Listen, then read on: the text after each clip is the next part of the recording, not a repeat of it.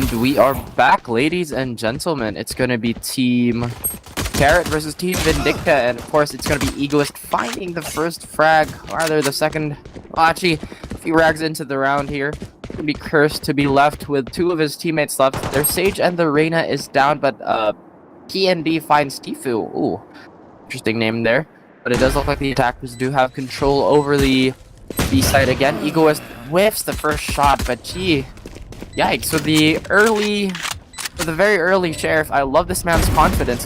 It's gonna be Swede versus PND, but PND will take that. And that was a quick round for the defending team.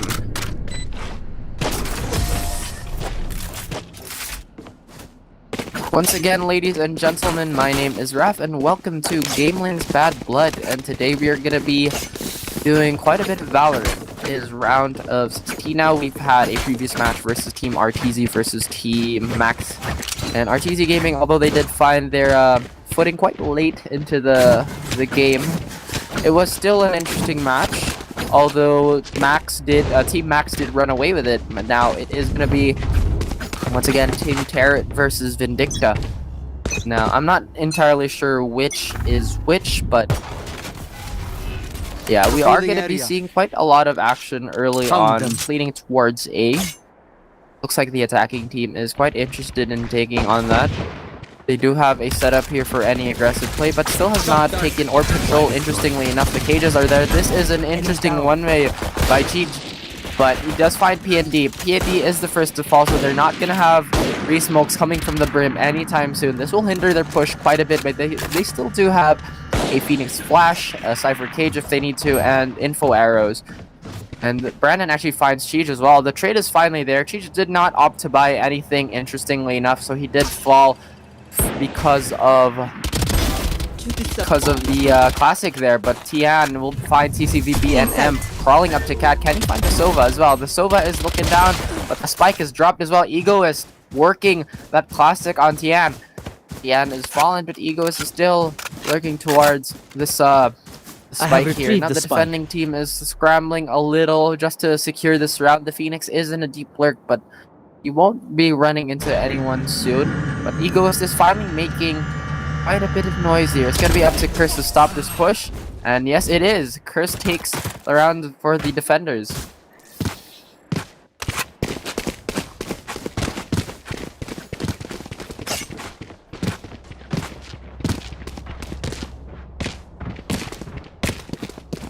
Interestingly enough, I've heard quite a few opinions about this map. A lot of people tend to say that this is a very attacker-sided map.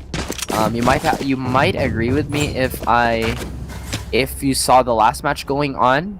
It was a very offensive lineup. They did have a Raze, a Reyna, and a Phoenix all in one team, and an Omen, so not a lot of smokes available. But moving on to this one, it seems both teams are quite balanced. They do have their own variations, but still, they are pretty well balanced, not leaning towards too defensive or too offensive.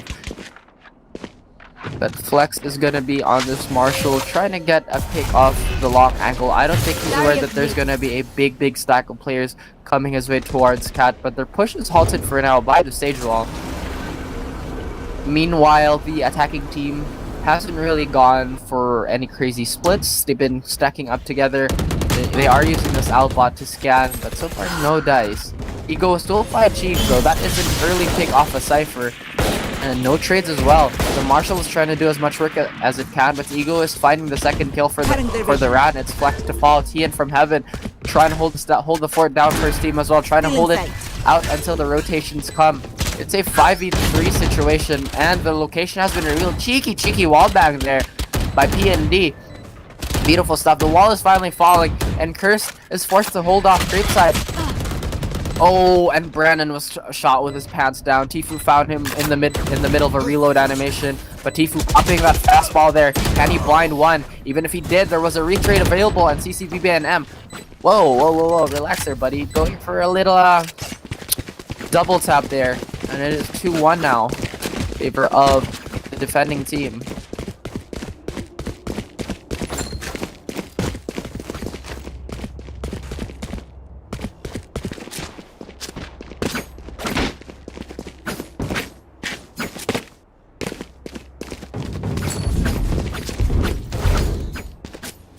And my apologies, it is actually Team Impetus versus Team Vindicta here. It is not actually Team, as I mentioned, Terret, but yeah, Team Taro, Team Terret, however you read it. But yeah, we do have a fairly aggressive camera here. Fan Cheech opting to go for the judge.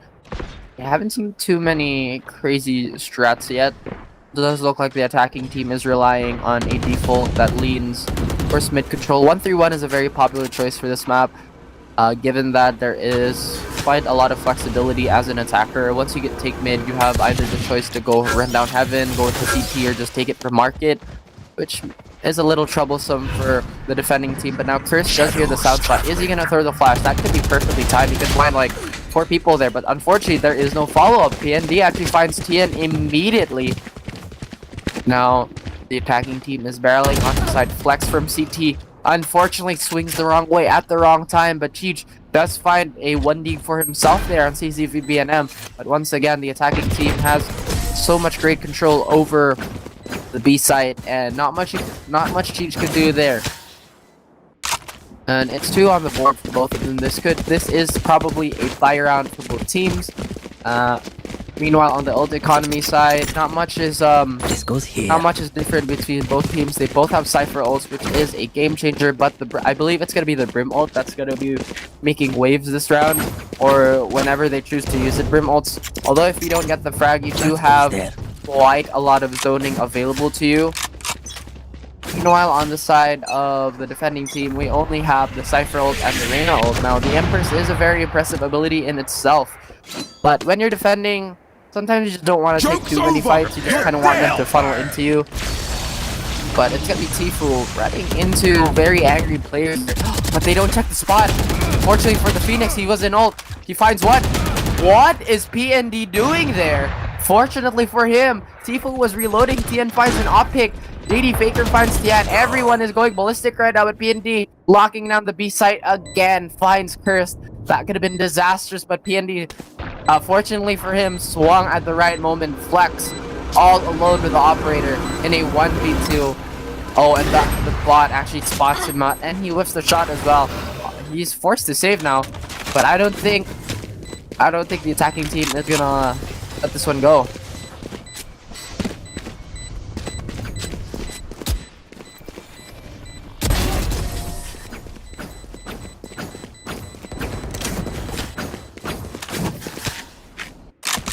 And it's gonna be Team Vindicta taking that round for them.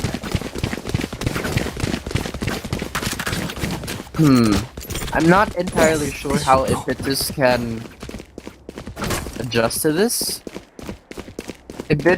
I feel like they've been a little bit too passive with their lineup. They do have the Reyna, but again, as I mentioned the game before this, it's not really ideal to be pushing up too much as a defender, but you still want to get that information. You want to adjust accordingly, because if you're too passive, then that just gives so much control to the attacking team, and in that case, Vindicta. But now Ego is trying to move up here. Actually, Cheech is so aggressive on the Cypher. Probably one of the most aggressive Cyphers I've seen. And that is the Cypher ult out of the round as well. Cheech did have the option to use his ult, and he did. And now that information is really coming handy. Suddenly, it's a 5v2 now, so early in the round, but Cursed finds Brandon as well. Vindicta having another pretty impressive round, I would say so myself. And Impetus would have no saves. Again, trying to save the armor and the character, but Vindicta not allowing such.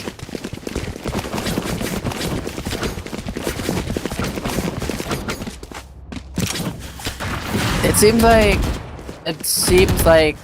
Cheech is a bit too aggressive with his with the Cypher at the moment, instead of relegating that to the Phoenix, which is obviously kitted for that. But Cheech has been pretty impressive with his shot, so it wouldn't be too out of this world to assume that he's feeling pretty good about himself, which he should. He has been landing quite a number of shots this early as well.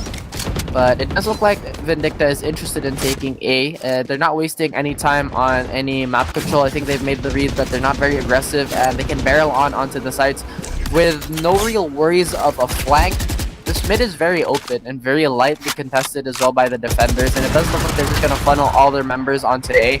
Not before Panda Pandemonium actually finds Siege here, but the quick trades on the defending team on Impetus here, beautiful stuff, but it's still going to be Pandemonium taking A all by himself. He does have a teammate available, but it's going to be quite difficult in this situation. He does cancel the teleport. Egoist, oh my goodness, Egoist, what a swing! Reaction time on this man, but he had the sound cue. The Phoenix does have the right idea, but oh, the cheeky crouch peek and the crab walk actually pays dividends for Egoist here, and that is a free operator on the side of Vindicta as well. Egoist, impressive stuff so far.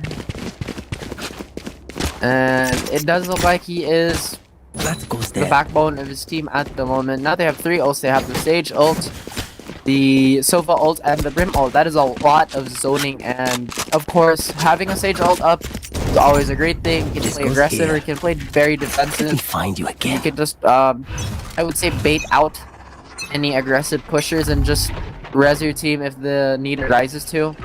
I was pretty hesitant on that. I think he wanted to take cap, but didn't go for it.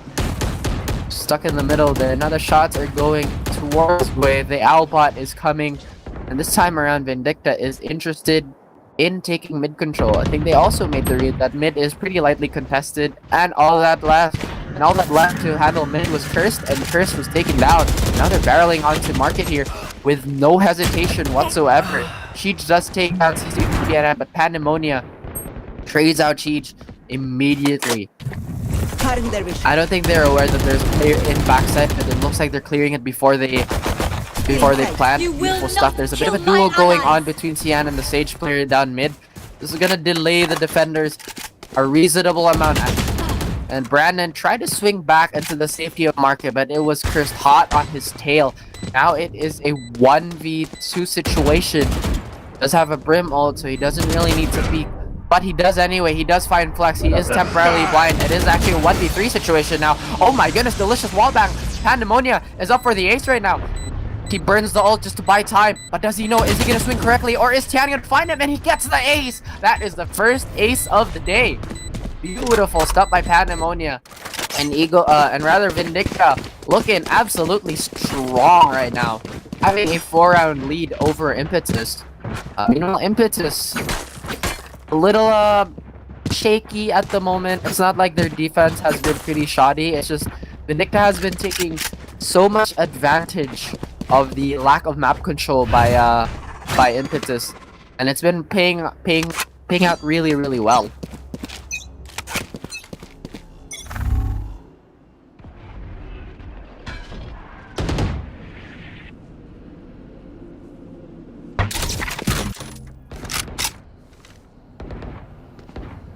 Cage triggered. Seems like they're gonna go for an ace stack here. That one way is insane, but of course the counter cage is there. There is a bit of a gap, but I don't think they will challenge this. It's fine. CCVB and M. I don't call him CC for now. That's a bit of a handful. The Sova ult are there, forcing Cheech to peek, and Egos is there welcoming him with his crosshairs. Now they have A once more. Another difficult retake situation for Impetus, but Vindicta does lose a member rather quickly. It is a 2v2 situation, and of course knowing the dueling capability of Arena, this could easily go swing the favor of Impetus. Tian hasn't been a slouch himself, has been landing some impressive frags early on, but it does look like Vindictus is gonna go for a pretty safe double L hold here. The Leer is there, the immediate trade for the Leer is there. He jumps down, Tian just jumps down, finds Pandemonium, but is immediately traded out by Curbs. That was very well played, very surgical retake. Knew the situation was a 2v2, and the timings were well done as well. And it does look like they are finally adjusting. Not too late in the round as well. It's only a 3-round deficit. It's not impossible to make up for that. Meanwhile, on the side of both teams, actually still a very, very healthy economy on Vindicta. That is a lot of money. I think that's, I believe, 2 more rounds of gun rounds, win or lose, guaranteed.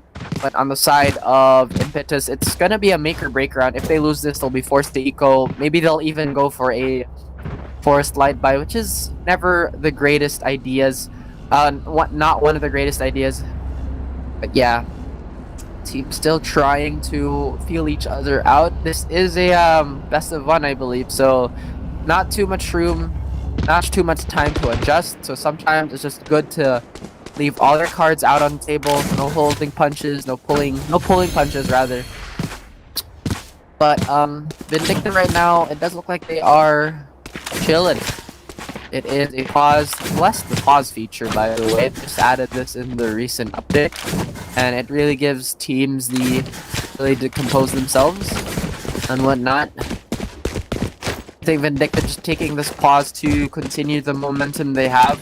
They don't want to give anything to Impetus right now. Momentum is such a game changer no matter what game you're playing, but especially in a tactical shooter like Valorant where it only takes one round for a big swing, a big economy spike, and those kinds of things to happen. You really need the pause. It's a breath of fresh air that you need in such an adrenaline-filled game. This time I think they're going to go for a more direct B approach. Not a lot of presence towards mid nor anal bricks whatsoever. They're going to go for orb control and going for a full 5 rush. And the bodies are going through B main with not too much problem. The ulted Phoenix is there as well to go for a free pick. Pandemonium taking down Tfue before Tfue could find more. But they don't know anyone but they don't know that someone, and it's Cursed in backside. Again, holding down the fort for his team. Both teams looking so impressive right now.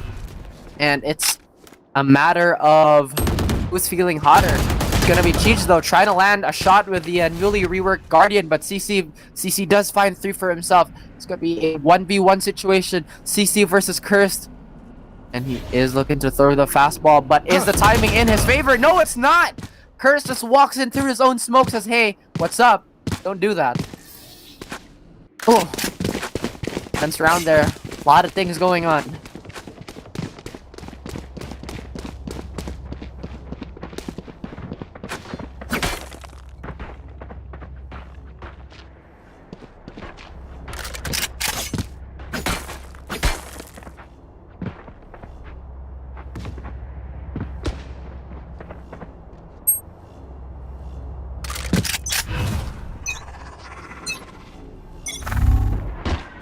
These 2-on-2s have been, I would say, 50-50 for Impetus, and it's only been really coming down to who wins the aim duels, which is, you know, pretty usual in a tactical shooter, but I think they should probably adjust their strategy here. Curse does find a quick double onto Brandon and CC, but Pandemonium finds Curse, but not before taking 2 of his own.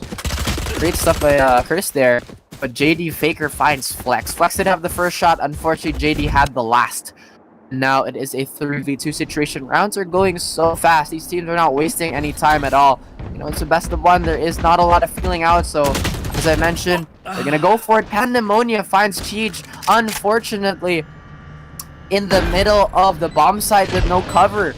And they do have the Cypher ult if they need to use it, if they choose to use it, to snowball this round, but I don't think it's gonna happen. It's only a 1v3 situation. We've seen what Tfue can do. Can Tfue pull off some sort of magic here? This is a very well bangable spot. Tfue taking no damage from that though. Again, they are going for this double hold, but it's gonna be Egoist from A main, taking down Tfue with that new effect from the Elder Flame. Once again, this is GamelinG's Bad Blood. For those who are just tuning in, it is Team Vindicta versus Team Impetus. Oh, this is a and it's gonna be a swap. Hopefully, Team Impetus could have a better defending side because their attack is. Oh, actually, hopefully Impetus has a better attacking side because their defending side hasn't been the greatest in comparison to Vindicta, who has been absolutely surgical with their executes and whatnot. Looks like they're a bit more far spread on this one. Egoist knows that there's an early peek from that angle, a pretty common play these days, but still very wary of it. Did not go for a cheeky dry peek, which quite a few people go for, but Tien finds 2 of his own off action here. The push from B did not draw any attention whatsoever from any of the rotators. Good for the defenders not being hyperactive as well, because it could have been disastrous if they had to play retake and they gave up A so easily. But it's gonna be Cheech here. This time around, I think he'll be playing from a bit more cover, trying not to replicate the mistakes he made in the previous round. Got the spike. The spike is actually on B. I think they were looking to commit if they could find and open up the B site here while the late rotators were there to cut off any defending teammate looking to go into B.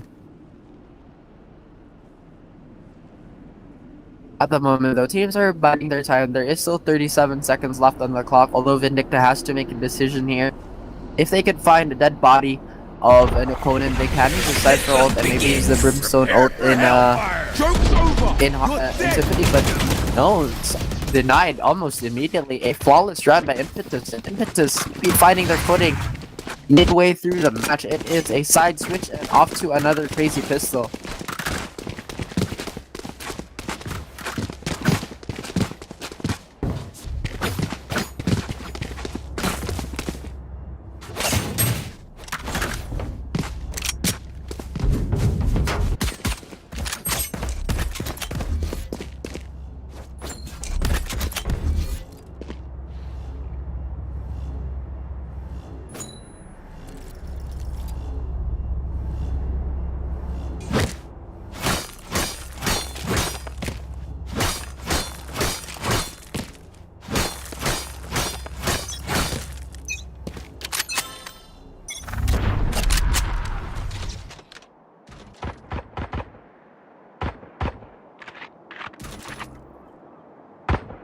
Down quite slowly. They do have quite a lot of presence towards, you know, they still go for the 2-1-2 here.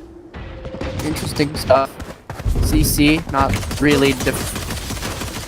really going for any aggressive peeks towards B main. Meanwhile, uncontested is Vindicta going just rattling onto site, and it's gonna be Egoist, rather Impetus actually just barrels onto site with little resistance whatsoever, and it's gonna be a 5-man retake here. Tifu going for the held position one more time, and Tien as well on the box here, but Brandon finds Tien. Tien just trying to lurk there, trying to be a bit of an off-time angle, but now all the bodies are going into the site and falling, unfortunately, on the side of the attacking team. Goes for the defuse, but denied is Flex, and that is a quick round for the defending team.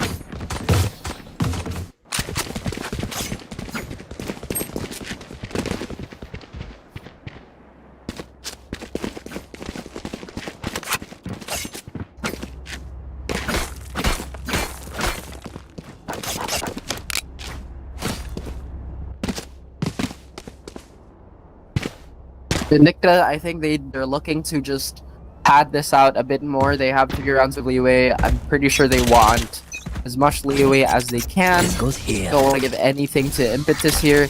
Impetus, though, I would say pretty rocky start again. Did fall. They did have a pretty uncontested A site, but that retake was absolutely gorgeous. Through Pandemonium, though, taking shots from behind. Unfortunately for him, it was only from a classic, not doing too much damage for him. Tien, though, finds himself pretty deep into mid here, and could be a bad position. Not a lot of ways he can fall back on this one, but his teammates are finally barreling through catwalk, and this could be pretty rough for Pandemonium unless he lines up everyone. Oh my goodness, double Curse does take that down, but already farmed by Pandemonium there. Brandon finds the last 2 kills on the round, and that was another very quick round on the side of Vindicta. Pandemonium has been on fire. I would say he's the backbone of his team.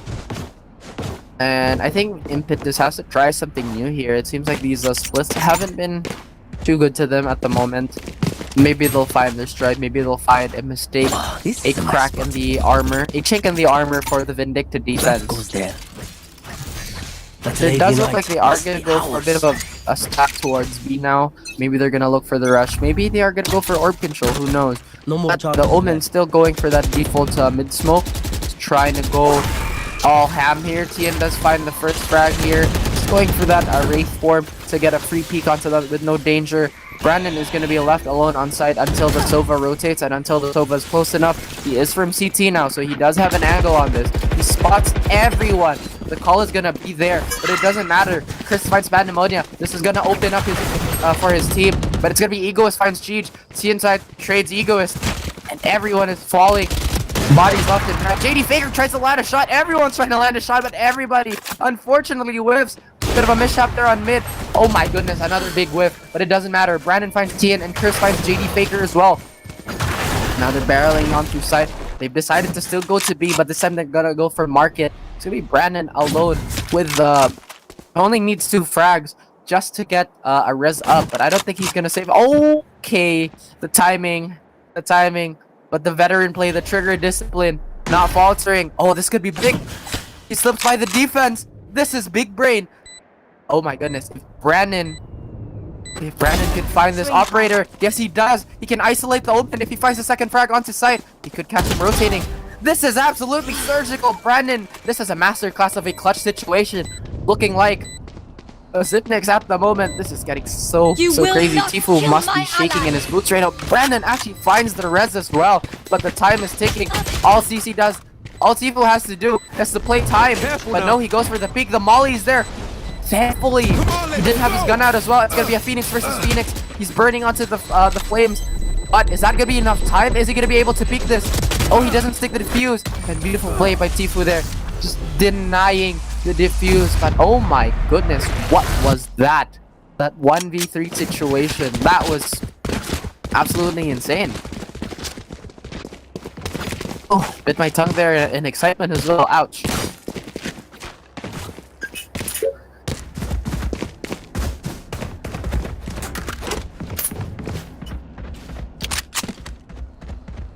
Hey. And that 3-round cushion still has not gone unchanged.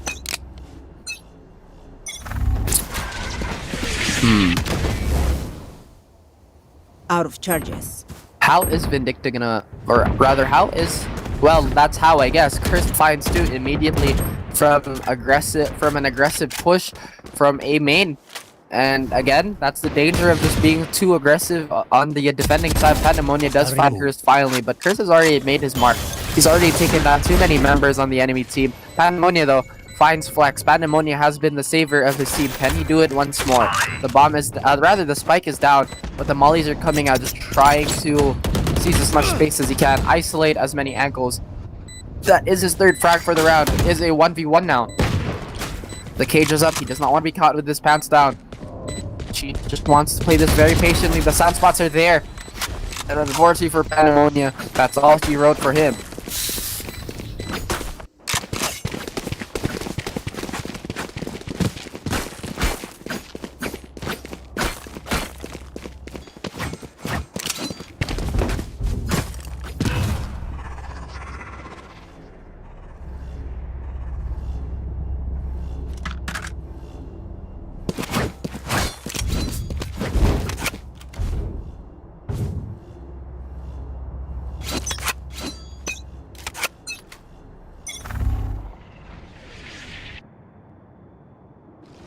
Joke's over! You're dead! Around is Vindicta trying to be a bit more passive. Oh, I stand corrected. You do have a push to out to B main. CC does actually find Cheech once more. Cheech has been the receiving end of first bloods, unfortunately for him, but it hasn't hampered his team too much. His team's only down 2 more rounds, and again, this 2 round could go away in the blink of an eye. This time though, it's gonna be Impetus trying to inch their way back to B. I think they pulled the attention of the defenders, being a little too overreactive. Now it's only going to be a lone Phoenix and maybe a Sage go the first line of defense on B. But the smokes are coming out, and I think they really have pulled attention towards A here. All 3 defenders on A still have not rotated and have no info whatsoever, but Brandon does have a very tight angle with an operator here. So if he gets a pick, this could fall apart for Impetus. The jiggle is there, but the shoulder has been seen. Can he time it right? No, he goes for the wall instead. Goes for the cheeky market push, but is denied by a door closed by his own teammate. And now Impetus going for a bit of a improvised attack here, but it seems like this is in their favor, only having to go against a Cypher, but the Cypher has an op, actually finds Tian. Can he find his second just to hold down the fort for his team? Yes, he does. Tfue planted out. He do open. Pandemonium will find Curse as well, and now Flex is trying to hunt this last man on Heaven. And there's only 8 seconds left, and there is not going to be a bomb plant more. Is there... What? Oh, I thought it was Pandemonium hitting someone with a really gnarly flick there. But it was actually Egoist.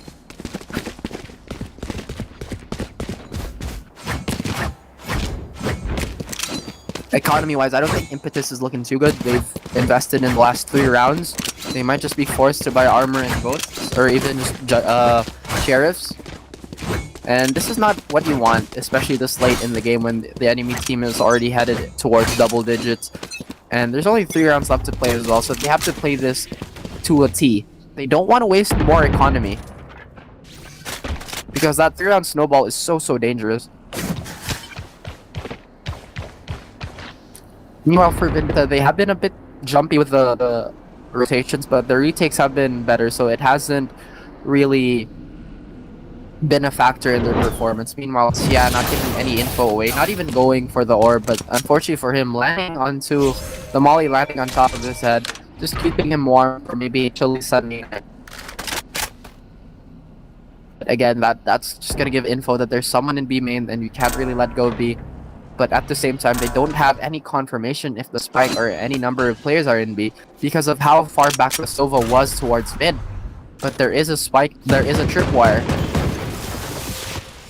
But that hasn't been of too much value. The time is ticking down. 40 seconds left on the clock.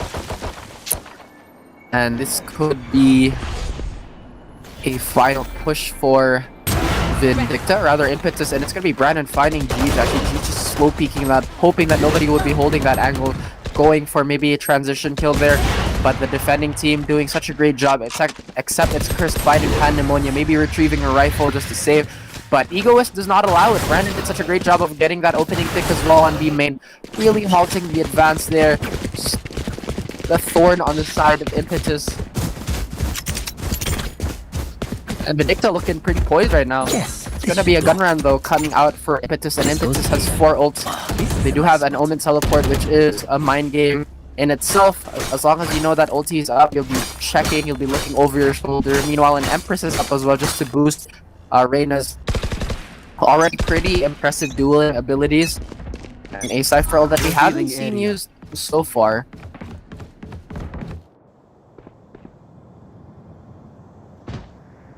And it looks like it's gonna be another retake for Impetus. Impetus really like this speed, but it's gonna be Brandon on a different angle this time fighting Tian. Brandon has been the, I would say, a very important player in the last 2 rounds. Operator, same with the Egoist. They've been pretty solid with been playing pretty well as to note. They haven't been overextending. They've been holding back. They understand that they can deny so much by being alive, and just the opponent knowing that they have. Rather Vindicta knowing... Okay, let me compose myself. Rather Impetus knowing that there is an operator threat in those angles, it's enough of a deterrent to just stop them in their tracks. Meanwhile, we are going to be seeing, I believe, a 12th round for Vindicta. There are ults that haven't been used on the side of Impetus, unless they can clutch this out like crazy. But they might just have to hold on for an overtime. Unfortunately for Cursed, he swung at the wrong moment there. He was in the middle of a very lethal crossfire. Now, the chances of Impetus winning this round is slowly slipping away, and a big whiff, unfortunately, for Flex and the Team Ace on the side of Vindicta. Now, Vindicta, again, looking very good, looking to take this away from Impetus. Yes, this should do. That goes there. Oh, this is a nice spot. Yeah, moving on. Oops, excuse me. But the economy for Impetus right now, they don't have a choice. They have to buy up whatsoever. They just cannot fight this with basic pistols. And Brandon just fire off a shot. Unfortunately, for him not getting anything. Meanwhile, CC just still being very patient towards B main, and JD trying to hold down the line as well. And that is gonna be a Brim ult, forcing the Omen to teleport into open space. I know exactly. Unfortunately for him, there were 3 very hungry Vindicta players on this side, and a very hungry Dragon. The Elder Flame skins look very sick. It's gonna be Tian, the finding Pandemonia, and the Faker trying to rotate and trying to assist his teammate. It's gonna be Cheech finding Brandon, winning the off duel. This could be the second win that Impetus needs, but Flex just cut a little bit of a wire on Sage's heels there. But now they are barreling on. It is down to a 2v1 situation. Can CC pull this one out? Can pull this off for his team? I wouldn't doubt it, but of course Impetus players are very strong. Oh, he could be caught at the wrong time here, but he swings at the right moment. Unfortunately, the draw animation caught those precious milliseconds.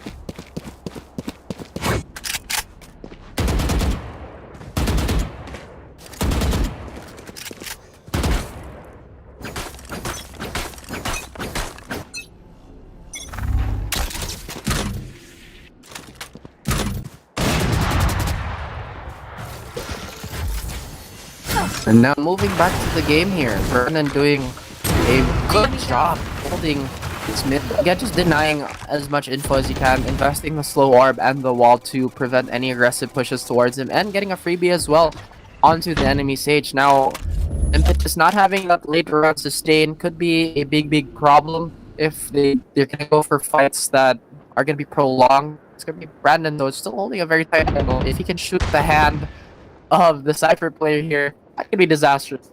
He's just baiting it out, finally finding himself a safe angle. He can get his camera shot down, apparently, unfortunately for him. But the wall has expired, and there's two people they're holding for Brandon.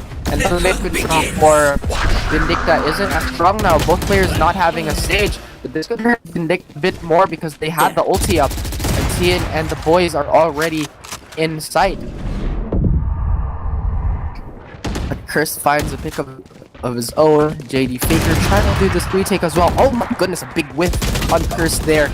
And JD Faker opens up the site for his teammates. The spike is planted just freshly. It is a 2v2 situation, but still have the ult up for both players here. The Empress, that DPS from the additional ROF is going to be too big. Egoist versus Sifu now. Oh, Egoist had the first shot, but Sifu was the better one in the end. And that is a free operator for them. Impetus doing such a great job of clawing back into this one.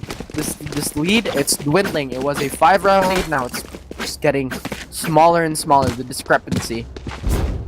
But the problem with the attacking side is you can only do your strats so much, you know, you can only do the same thing so often that it's gonna be at least, you know, the defending team is gonna catch up to what you're thinking about. Here.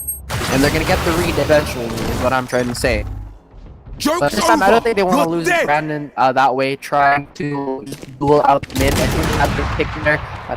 But again, I feel like it would have been a better choice if he just fell back after the first pick, but it doesn't matter. Pandemonium and Brandon actually find two players of Impetus, and Impetus push has been blunted as of the moment.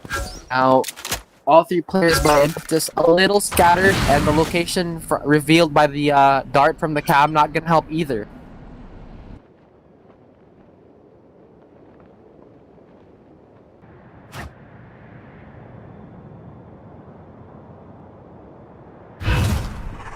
Cover going out.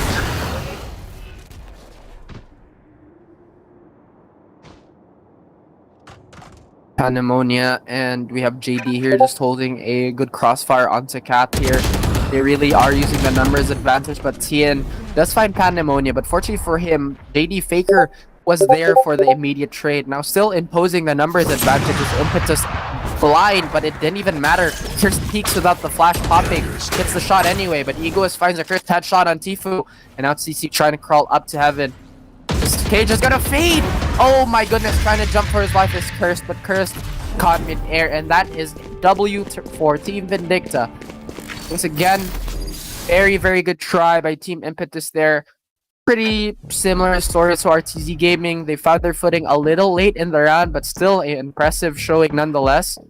And when you look at that, Pandemonia actually was on pace for a 30 bomb. Unfortunately cannot find the last two frags. Chris was not far behind as well with 25.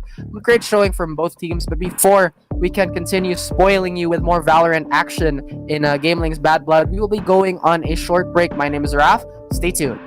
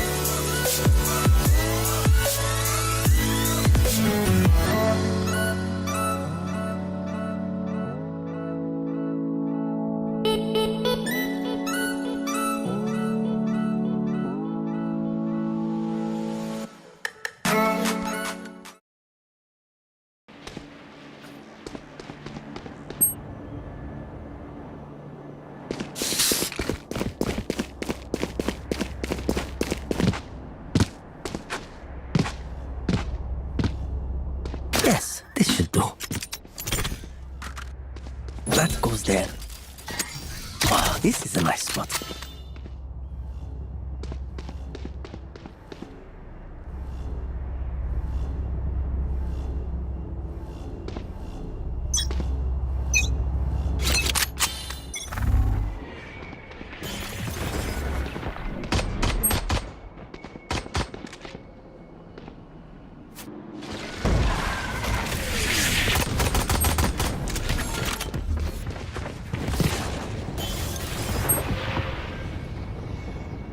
Welcome back, ladies and gentlemen, to GamelinG's Bad Blood. It's gonna be Samurais versus team.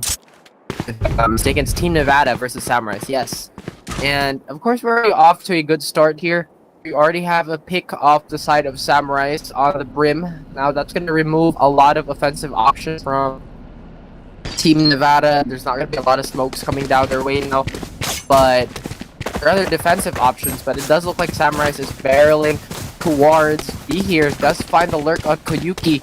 Beautiful three-man swing there, and now Nevada is scrambling to go for a retake here. Oh, what a beautiful shot by Meow there on JG. And now it's down to a 3v3 situation here. Nevada holding down the fort as well, being very disciplined and a lot of self-restraint here, not going for any 1v1. Yondaime does find Rosary here. Rosary will be the first to fall on this retake. Yondaime with a third for his own, takes out Meow, and it's gonna be Skitter taking down Twez.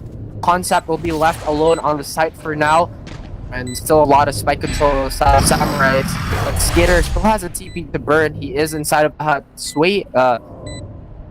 This Phoenix does not know who he's here yet. Oh my goodness, a third for Skitter as well. Skitter, what a beautiful shot. It's gonna be Concept versus Skitter now. Concept looking the wrong direction, but unfortunately for him, Skitter misses the shot, and Concept with a clean shot of his own as well.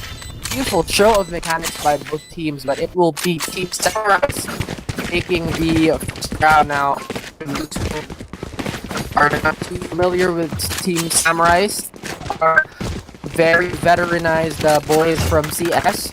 I know a lot of their teammates have been playing for the longest time. I've also played with the boys myself for 2 days, but now it does look like Nevada is going to go for a cheeky force here, trying to retrieve a Spectre most likely with these shorties.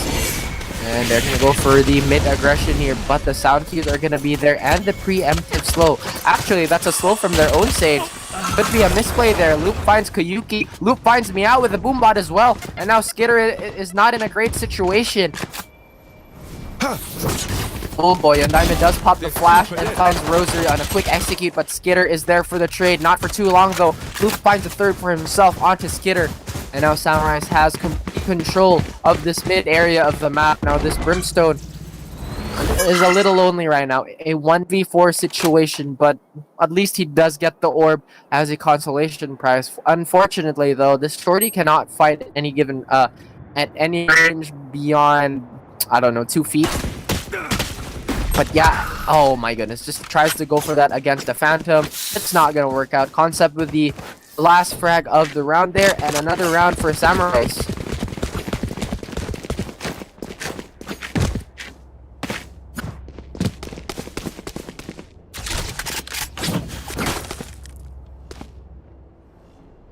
And again, another quick little history or lesson for the boys back home about Samurais.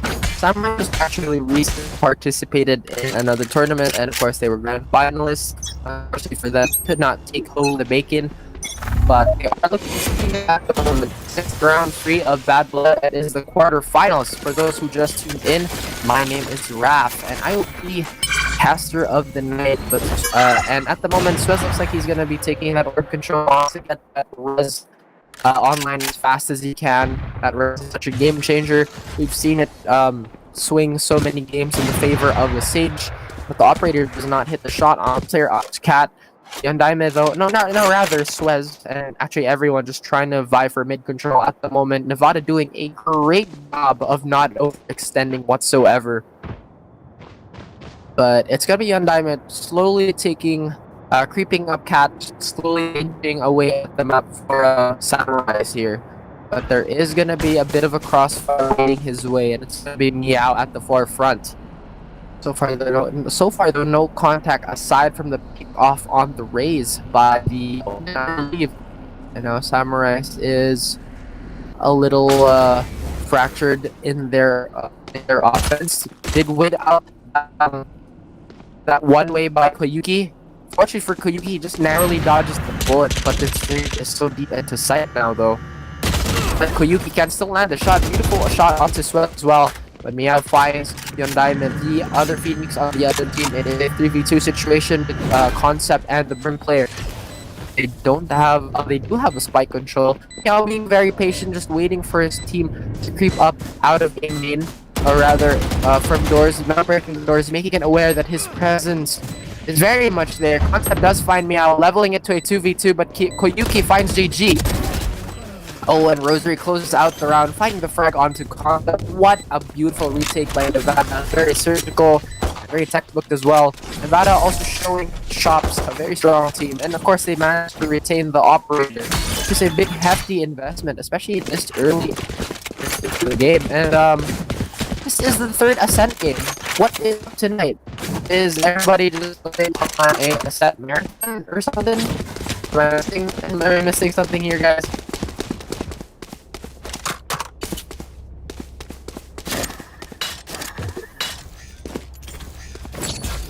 And we do see a cheeky one way there again. Pretty common. You can see a lot of different players do that now. But once upon a time, that was a mandatory. But of course, the amount of tournaments going on lately, be exposed to a lot of those. First, to get back to gamers, add blood. Now they just aggressively take. Oh my goodness, the time of that as well. And then it looks away. Actually, for him, he doesn't lose too much health there. Skitter already has the Omen TP up. He chooses to use it, but I don't think he knows that there are two Samurai players. And he's forced to get the hell out of the corner, but he cannot go through the fire. Cage triggered. Both teams are being very patient and taking shots at each other, taking good things, but you keep with one on Mandai, but they haven't been overly greedy. Samurai historically very methodical. At times they can be a little puggy, which is not to say a bad thing. You know, it kind of happens the fact that they are such a cohesive team. Nevada, of course, a very strong team as well. But at the moment, this round looks like it is in a very big advantage towards Samurai. Who does find Rosary there, leaving the Cypher to be the lone man on the save. At least they do get the Vandal out of this one. Trying to be a little more thrifty with the economy, I would say. But yeah, Samurai is not letting go of anyone here. They're aggressively hunting down the last player in Nevada here. And Nevada, the last player in Nevada could be stuck between a rock and a hard place. Or I would say a lot of sand.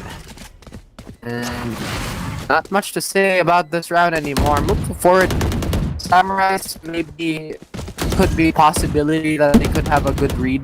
But the same could be towards Nevada as well. If they can figure out how Samurai would attack.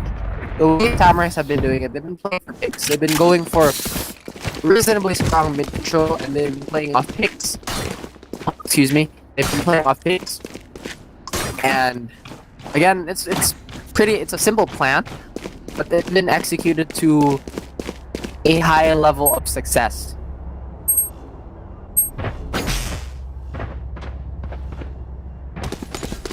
Can someone get this? Thank you.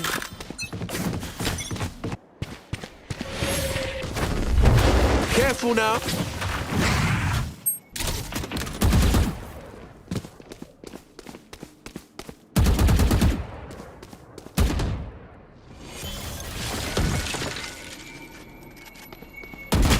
And so far the round going the way we've seen the last few rounds go, very methodical. Nothing too crazy. Swell is wisely waiting out this one way. Does not want to show the stage's heels there. Come on, let's go! But they already have a lot of control though. I think Payuki is aware of this and is waiting on the rotate of his teammates. He is a man on an island once more. He was alone on exit, now he's alone on the defense. Fortunately for him, his teammates are trying to push through, but Concept on the lurk does find Meow on a cheeky wallbang headshot there. But again, the spike is down. This is still very doable for Nevada. They have an Omen CP if they choose to use it. But on the ghost situation, I don't think they will go for it. Oh, but it doesn't even matter. Concept is pushing up towards Skitter. Skitter is found.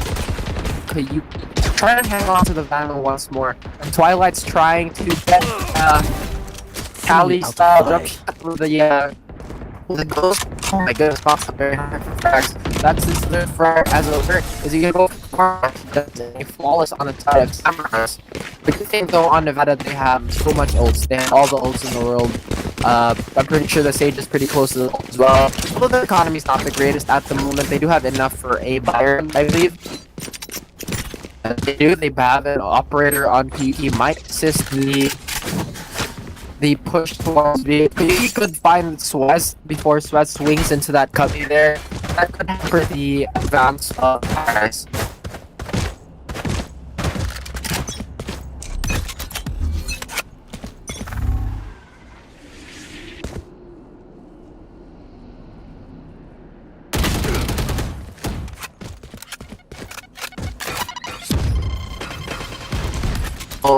Rather, Samurai seems pretty interested in taking A right now. They are posturing up, and they do find the frag onto Twilight here.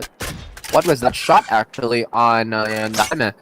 Oh, but they don't get the call that A is completely open. They will pull all the defenders towards A though. This is going to allow them to freely rotate onto towards mid and even go for a backstab on 7 if they choose to. But they are playing their cards pretty safely at the moment, not showing their hand at all. The Owen is very cautious towards the Skitter does go rotate, but he does have the TP available if he needs to go for a fast rotate. They even have a Phoenix ult and a Cypher ult if Samurai ends up being careless and lets one of their players go. And Samurai being very patient as well, going for another situation, trying to force out an air from Nevada here. Yet Diamond being very cautious of that corner as well. Going for a flash, but the South kicks are there. Unfortunately for him, nobody is blind, and Koyuki finds him in broad daylight. JG swings. JG finds Meow, even though Meow has the first shot. Koyuki finds Concept though, and JG will molly off Heaven. Just put Koyuki at bay for now. But the teammates are already coming in from doors. Skitter is there. Skitter still has not burnt his ulti. If they could find a body on any person here, and if Koyuki could land crazy shots, that they have to find Swez. Swez is on hell. So is JG though. It's gonna be Rosary, the last person alive for Nevada. This is going to be a 2v1 situation. We still have a Brim ult, but I don't think JG is gonna expend this. Oh, and the wall is there to deny. I don't think he should contest this anymore. Just outright run. Oh, but she does anyway. Actually, she did manage to isolate the Raze. If she did land, if Rosary did land that shot on JG, that could have been a different story. Still well played by both teams, but unfortunately for Rosary, JG had the hot hand, if I would say so. Now look at this economy right now. I think Nevada would go. Well, I would have said they would have gone for a 4th just to secure a 2-round economy, but they will be incurring the maximum loss bonus now, which is 2k, and they go for a full save instead. Light him up. Maybe they heard me. But on the side of Samurai, still at that a hefty back account there. Swez hasn't been fighting frags, but the attacks of the walls and the slows have definitely been there. But now Nevada will be forced to eco here. We'll have to ride the back of Sheriffs and Ghosts to try and hurt the economy of Samurais as much as they can. Unfortunately for Koyuki, that is not the story. But Skitter is still on the angle here. He does have a bit of a shot towards Swez. Oh dear, a bit of a surprise from behind. Loop with the boombot going nuts, but Rosary with a classic taking quite a bit of damage from those paint nades. And finally getting finished off by JG. Now they are pushing into market, still asserting their control over B. And there will be nobody to defend this now with the CZ. The Frenzy rather, trying to just steal a gun away, maybe bolster their own economy, but now they do have more than enough for a very healthy buy. Rosary finally having an operator on him as well. And Skitter with a Vandal. Ooh, Vandal gang. Honestly, I feel like the Vandal is such a strong gun on this map, like over the Phantom, but the Phantom definitely has its moments, especially on maps like Split, where it's a lot closer, a lot tighter, and yeah, but the Vandal in this particular map where there's a lot of long angles and a lot of tight ones too, that one's got potential to the face. could be all the difference in the world. I love how dynamic Samurai is right now. Honestly, they have not been they haven't been static at all. They have been keeping the opponents guessing. Meanwhile, Nevada holding on to 5 ultimates. If they could use this to maximum effect, it could be a very, very easy round for them. But Yondaime going, Molly just trying to kill someone holding by the switch. But none for him so far. Oh, meow! My goodness! A double. That's one for the folder. That's one for the highlight reel. Rosary on fire as well. Finds a second for himself. Can he find a third onto Concept? But no, Concept is quick on the drop. They do have B control. It's going to be a 1v4 situation. And a lot of if Concept can isolate all these fights, good for him. He does find one on Twilight. That did not work in favor for Twilights. Actually bit them in the butt. But now, there's going to be 3 players here. Could go for a triple peek. That is the ideal play. Do not give Concept, do not give anyone really an isolated 1v1. Concept trying to go for some cheeky wall bangs. So far, no dice. Just giving away the info that he is there, but how close is he? A lot of patience for Nevada, and it pays off. Meow does follow Concept. Meow, what an impressive round with those 30 shots. After Rosary holding down the fort long enough for the teammates to rotate in. And already, folks, it's a very interesting quarterfinals.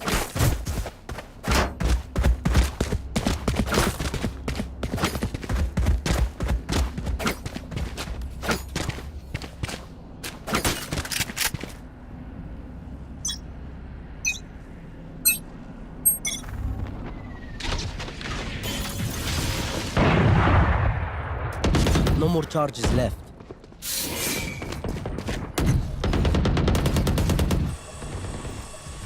Open up the sky!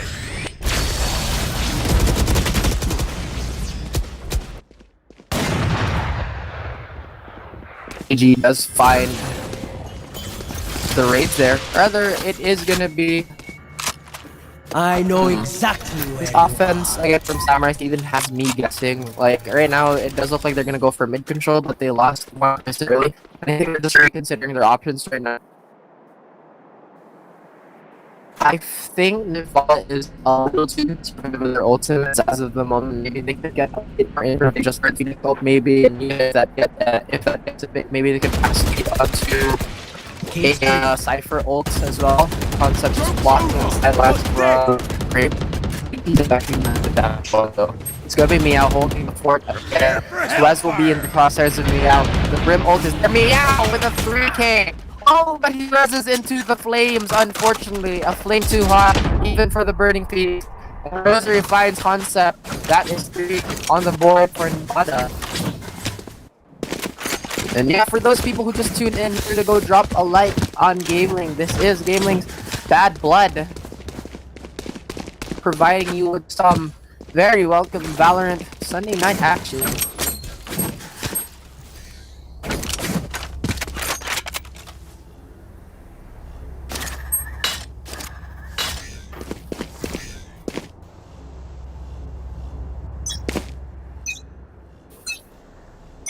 So far, Samurai is not, they haven't changed the tempo, they changed the rhythm, but their tempo and their rhythm has been pretty onto this. Swez knows that there's maybe pretty aware that they are pushing a lot of players, not really going for anything. JG does find a frag onto the other Brimstone, denying the team again for smokes for the rest of the rounds, and even a molly. Pretty important in a sight delay, but still a lot of rounds to be played. Swez's Kuyuki has been shining light for Nevada, landing some pretty crazy shots as well. Meow has been on fire in the last 3 rounds. Samurai is still pretty spread out, just trying to get as much real estate as they can. JG does find Skitter, and now it looks like they're exploding to a Meow. Again, the person on boxes, but this time around he could not find a frag on anyone. The blaze wall was there, unfortunately the gun was not out, and Rosary was trying to sneak away, just trying to save the operator. A hefty investment that cannot go into the hands of Samurais. You will not kill my allies! For a moment, I saw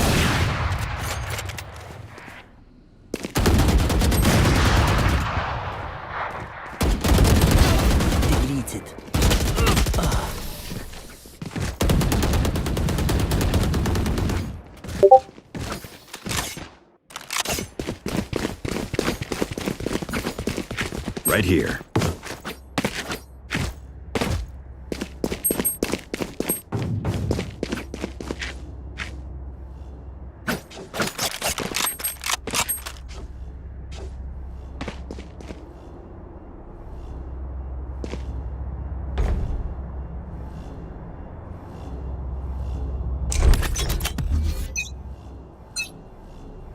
Smoke's down.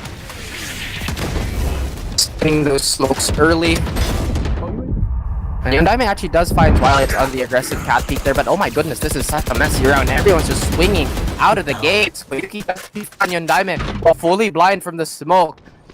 That is insane game sense and intuition by that man. But now Samurai is on the back foot. Nevada going strong with 3 players. The Phoenix can't. Never mind. Wes heard me and says, you know what? No. Now we have the man advantage. It is down to a 2v1. All of a sudden, Sweat is equalizing it for his team. Concept, though, getting caught by the tripwire, giving away a little info, but Sweat's going to burn the rest for a loop. And I think that's just for economy purposes and also just an extra cushion towards this round. Meow will be the one to try to clutch this out for his team, but it is not to be so. Pretty crazy round there.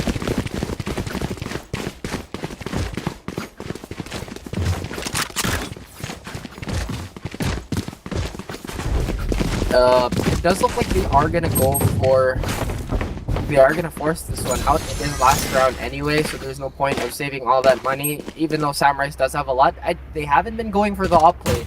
They've been trying to go all in with the rifles. They've been playing very close, and they've been doing it to a good degree of success. Hopefully Nevada can find their footing though in this side switch. They get very dangerous peek there. That usually is very defender-sided, but unfortunately for Rosary only has... Whoa, what was that move? Just ties in for absolutely no reason there. But unfortunately for Nevada, Samurai to cut deeper and deeper with their katanas here, and the spike has been planted. The limited weapons on the side of Rosary could not hold up to the Vandals here, but now we have seen Meow, and we have seen Twilight and Kyoki do all the work here. Yondaime, they're holding a very close angle. If anyone decides to push the smoke, it is going to be goodbye. Koyuki just trying to establish heaven control. He does have a Spectre, so anyone gets caught in close proximity will get shredded, but Concept is on the backstab here. A very wary Phoenix in a fast beat by Meow. Koyuki finds JG as well, but Yondaime is the one to close out the half for Samurais. And that is going to be the swap for the teams.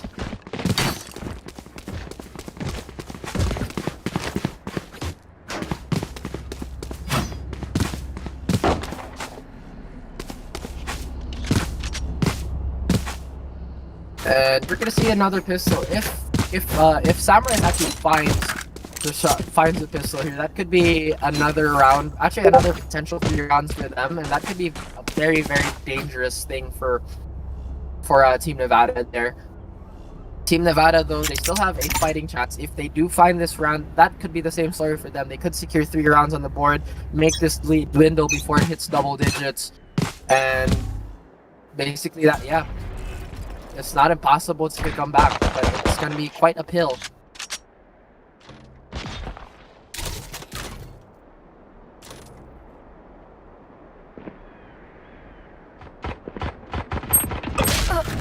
Oh, Yondaime, that's disgusting. You're not allowed to do that. Quick 2 frags, and Koyuki falls as well, finding JG. Oh my goodness, Yondaime absolutely on fire. Both literally and figuratively. Just does that to heal himself. And what a round by Samurais. You just don't like to see that happen sometimes. You double peek and both of you get laid out. But not to discredit Yondaime, those are pretty impressive shots, my man.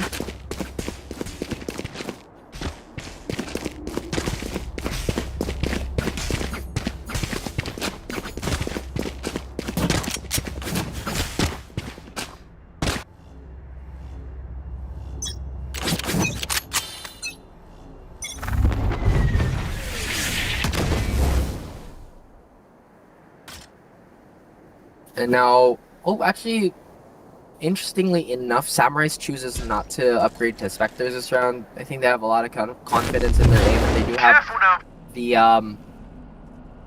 bag to do so. But actually, it's Concept with a Spectre though. If they run into the stack, they could overwhelm Concept unless Concept does something absolutely insane. Oh my goodness, the tension is building up. They're not even picking up the orb yet. I think they want to give this to Rosary just, again, to have that res as fast as possible. Everybody's blind, everybody's smoking off. Concept finds me out. Koyuki finds Concept, but it's Yondaime again with another headshot on Koyuki. And he blinds him. This is getting so messy. Yondaime finds Skitter, Yondaime finds Twilight. Oh my god, somebody stop this man. Oh my days. That's a feel bad.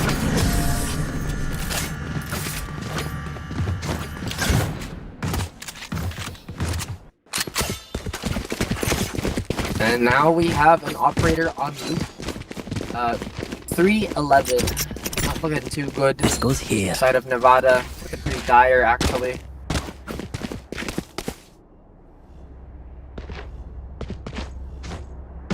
I think their economy is pretty broken as well. I think they might be forced to go for a full save. And they might try to go for the overtime.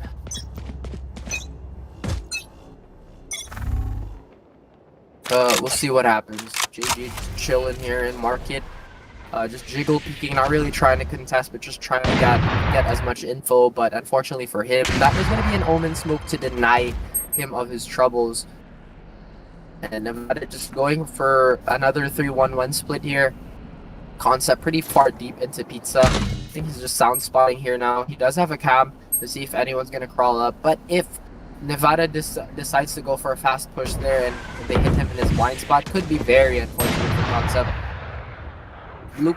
I think he's still creeping towards me. Loop did find a previous kill here. Oh, cheeky wall bangs there. Just trying to find someone hiding in the corner. I think that's gonna make Twitch chat pretty salty. But yeah.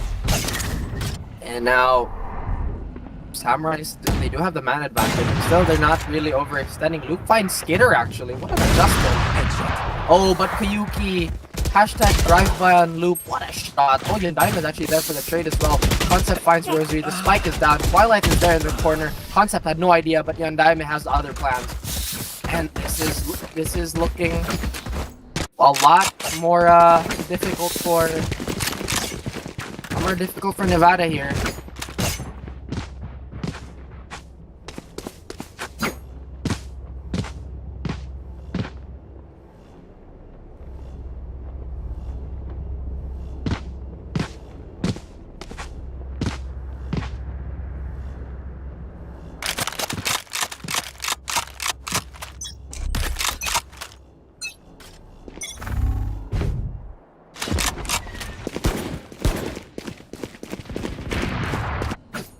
Nevada has to make something happen here, otherwise it's going to be a game over for them. It does look like they're going to be body stacking B again, but the rotations from JG is there. Suez is ready with the slow and the wall just to cage anyone trying to push, having any ideas. Smoke's down. Looks like Skitter did take a little damage from a fight off screen.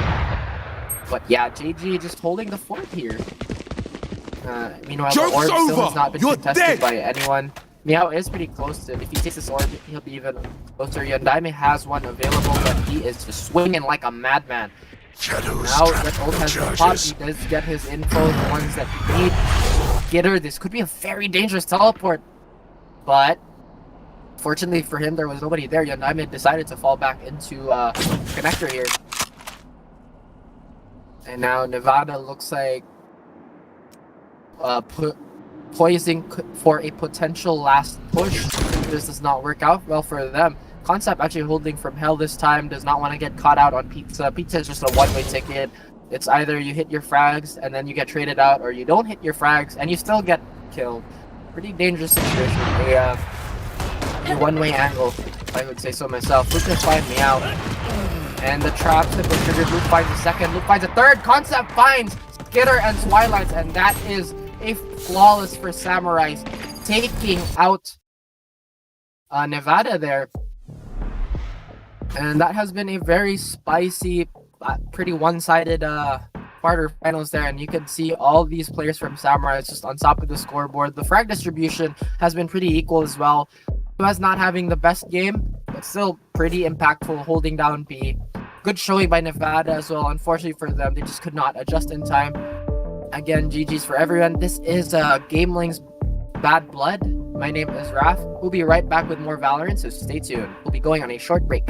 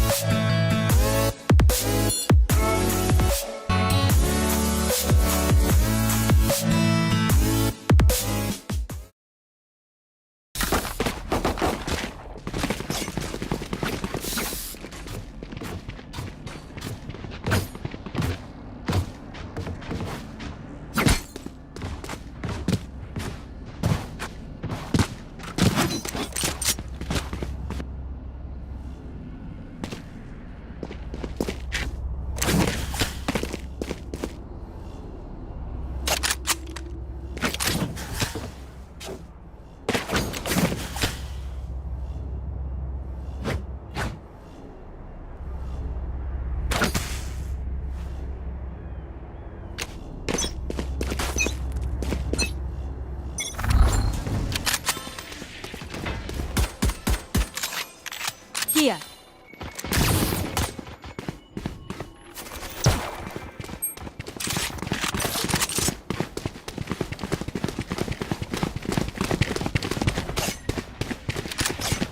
Hello, welcome back, ladies and gentlemen, to GamelinG's Bad Blood. It is the semifinals. My name is Raph, and these teams are Team GMCC versus the Playmakers. And already an explosive start by the Omen gets traded out, unfortunately though. But MSR does take out for the trade here. Spike still has not been planted, and it's a 4v1 situation for Foul. Can he find the frags though? Unfortunately for Foul, he's taking quite a bit of damage. Had to invest the case to just maybe try and safely cross. I don't know if he wants to contest this, or if there's anything else he can do really at this point in time. Oh, shock dart. Ooh, actually gets him. Unfortunate.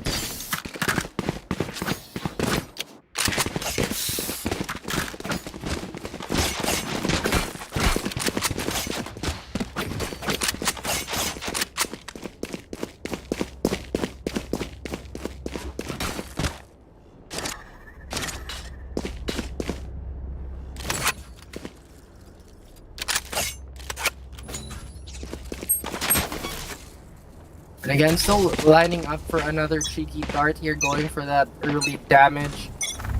Would be a very, very annoying thing to deal with, but will he land? Actually, he does damage the arena and the rim, but quickly healed up by the Sage.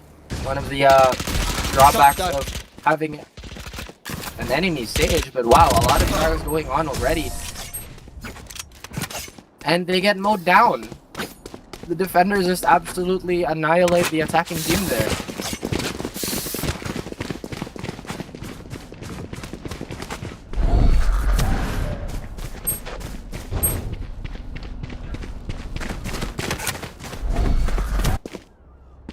That goes there. Again, we going for this lineup we've seen so many times. Again, we're playing on Ascent. How many of you guys are choosing Ascent? Seems like it's a very popular choice lately. It's the 4th one we've seen in a row. Getting a bit ridiculous.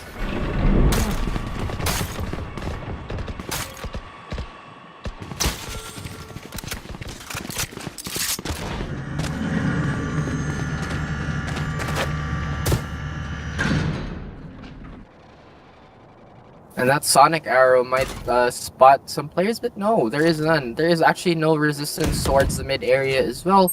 And it does look like the defending team will go for a pincer play if that will come to fruition. Meanwhile, the attacking side, still pretty patient. Nothing too crazy going on right now. The Brimstone smokes are down and the Leers are there. It does look like the Executes are coming, but it's ever finding Divide. GMCC loses their captain. Everything seems like it's falling into place for the attacking side here. Kama does find I'm not entirely sure how to read that, but that's find the Cypher here. PZ Kid still lurking towards B. Will run into very angry players very momentarily. Still barreling onto side. Oh, unfortunately for PZ Kid, he was reloading, and Zest just walks into side here. And now Sever, the last player on Playmakers, I believe. Actually, no, it's still a 3v2 here. And the situation is slowly dwindling down. Oh my goodness.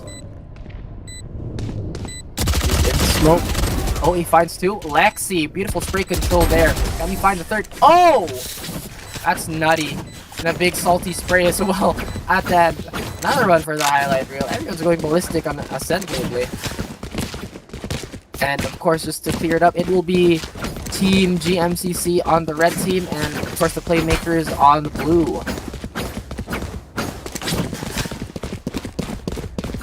And a very early Guardian purchase there by Team GMCC, and of course a Marshall as well. Really trying to keep the aggression going. And it looks like they are looking to take A, or rather just positioning themselves towards A.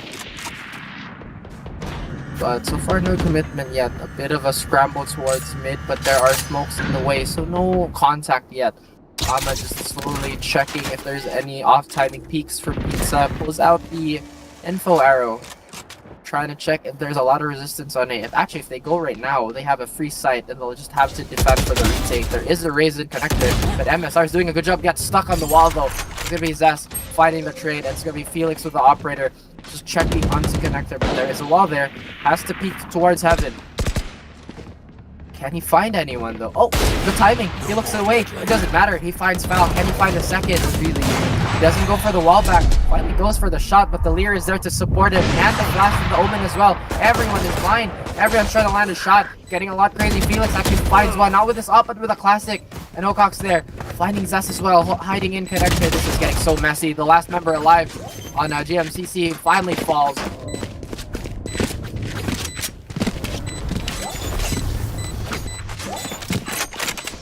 And ooh, what a crazy round there. Pretty fast-paced so far. The team's not wasting any time whatsoever. Playmakers looking pretty good at the moment. Having a 2-round lead on GMCC, but GMCC hasn't been looking too bad either. It's been pretty equal on the trades. It's coming down to who can utilize the best utility. We've seen the flashes. They've been incredibly annoying getting flashed, but MSR does look like he's gonna go for early aggression towards Cat again. He might have the right read here because all the players from Playmakers, or rather GMCC, are stacked towards the lobby here. But the arrow is gonna come down. No damage there. Recon Bolt has been destroyed as well, so there's not gonna be a lot of info for them. Zest does accidentally get caught, but the flash is there. Finds Divide. Sever with a trade, but that's a Phoenix ult, so there's no frag. He does get the info though. Sever can just hang back here. They have the man advantage. No need to push. The Empress has been eliminated, but the Brim ult is still there. Hocox does find Lexi. Oh, and he doesn't check the corner. And Foul finds one with a classic as well. Zest with a judge of his own. Felix trying to get one as well, but again, no dice. Hocox does find Zest. Hocox finds a second, a third for himself in the round.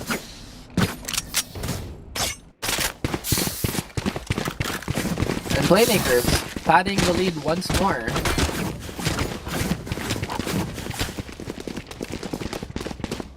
This is a nice spot. Yes, this should do. That goes there. This goes here. One thing to note though, we've seen Cypher in all the 4 games we've seen so far. Cypher, very popular pick. Honestly, is essential on lineups. Probably all the lineups. Although he's a little lackluster in offense, he does really shine when he's lurking and on defending, and that's already like pretty much most of the game anyway. So Felix does find an opening kick onto Zest as well. Foul is in a bit of a sticky situation. Finds MSR in that double peek, but Sever was there to sever the head of Foul as well. Easy Kid spots one out with the info drone. Divine does find Hocox. Deploying drone here with his teammate. This advance is pretty much at a stalemate right now. They're just jiggling and peeking right now. And it's Divine faster on the draw as well. Sever finds Lexi. That did look a little messy in the first shot, but nonetheless, he finished well. It's gonna be 2v2. Empress is still up for taking. Easy Kid going for the frag. Beautiful, beautiful information there.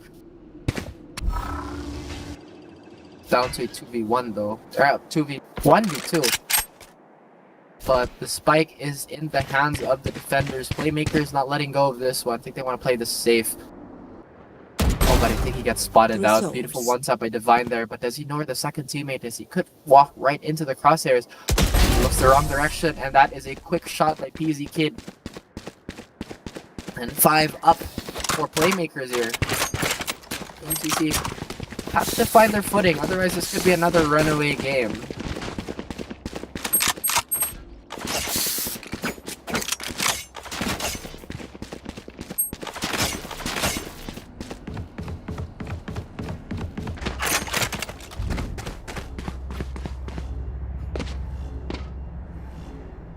Give them no ground. Nothing too crazy going on. Another 3-1-1 split.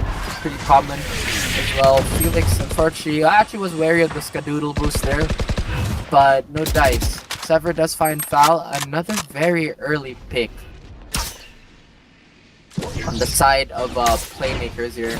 That one way that we've seen a million times tonight goes off.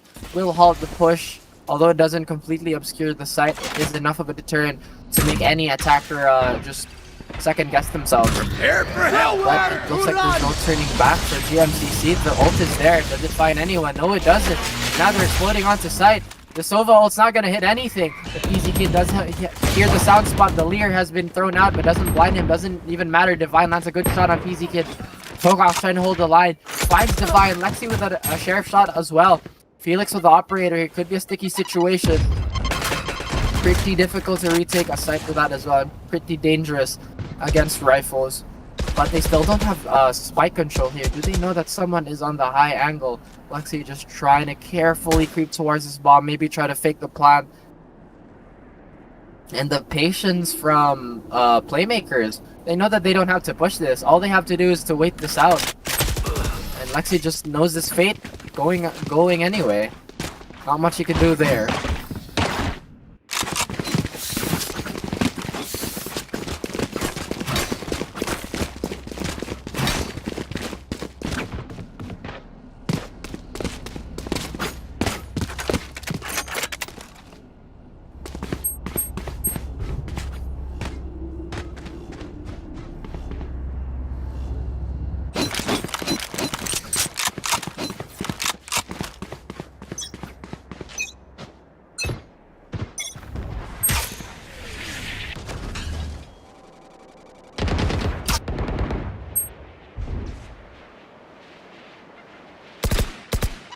So far, we haven't seen a lot of set plays coming from the offense, which is something you'd expect from teams. But so far, we've been doing a lot of defaults, a lot of again map control, going for picks, and it hasn't been working out. Unfortunately, they only have one round on the board. Zess actually unfortunately misses the shot on the Aldra there as well.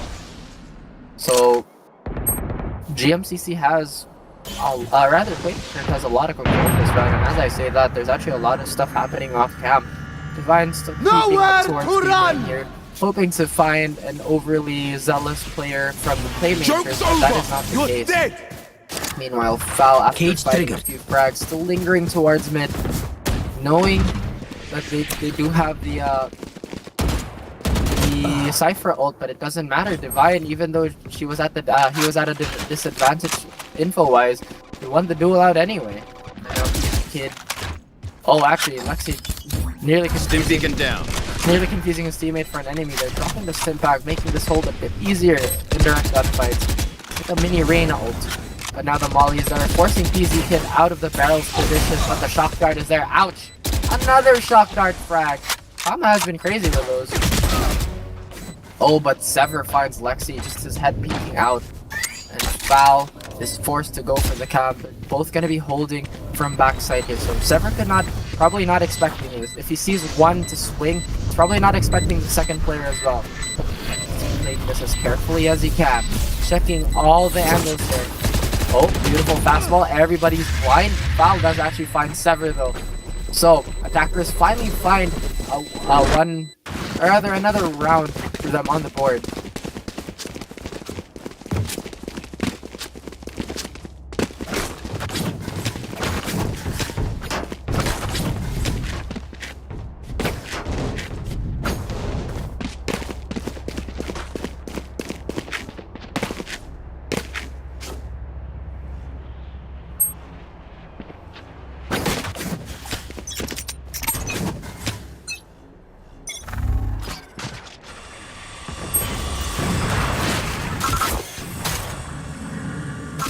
And we do have a a Sage ult available for GMCC here. Again, I've talked about how valuable that is towards any team comp. Lexi and Sever actually going to town on each other's teams here, but Sever does find one more than Lexi. And Kama is now crawling up towards a very unguarded connector here, but the doors are closed and he has to face this player here. Can he find the jiggle? No, he won't. MSR will be one on the quick shot to the head to Kama. Felix, meanwhile, just holding this very patiently. If this Reyna just walks into this one, it will definitely pay off for Felix, but the timing is there. Hits the leg of Divine, and Divine falls. He crumples under the weight of one leg being shot off. Trick shot. Now Foul, actually beautiful peek onto Sever as well. Sever being a little cheeky there. They do have control of A, but they don't have control of the spike, which is a little unfortunate. Cypher actually could have gone, rather, the Cypher could have gone actually for an ult, but I think he's just gonna save this one out. They do have 3 more ults though if he chooses to use this one. And he does have another pick. Cage trigger. He does have 25 seconds. He does have a lot of factors here you could consider. Finally, he's gonna pop it. Oh, this could actually be really smart, but no. Now they know where each other is. So that that ult was easily countered, or rather equalized by the tripwire. He does have barely enough time to get on site. Oh no! Oh yes, he does. He gets it. Barely enough time? Question mark? Oh, what a heartbreaker. He ran out of bullets. That's a big ouch to the attacker side there. He did have all the advantages in the world if he could have just rotated a little bit faster. Just the difference between a win and an L, so minuscule. But this lead is piling up on the side of Playmakers and really just not letting go of this one. Getting closer to halftime as well. Fun fact, I think this is about the only time we've seen the defenders pile up this much of a lead on the stream. That Boombot is going to be taken out. Someone Foul is looking to peek with the bot, and it's working out flawlessly. Finds two for himself. The Cage is there to deny any vision. Now Playmakers scrambling to go for the rotates. Unfortunately for Sever, the fast rotate on towards Connector has been denied off by the Grip ulti. And of course, the rotate towards Heaven denied by the stage. Beautifully played by GMCC right now. Divine behind them as well. This could be an easy 3k for him. Oh, the patience. The veteran play. He doesn't know. What a beautiful play by Divine. That was gorgeous. And the attackers win. GMCC still has a lot of fight in them.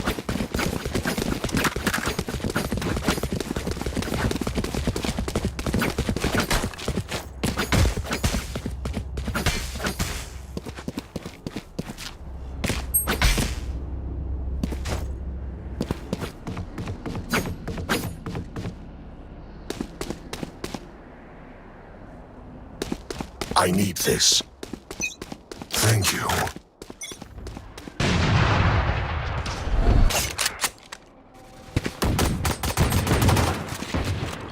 Oh my goodness, actually Sever does find Divine on a cheeky ghost peek there.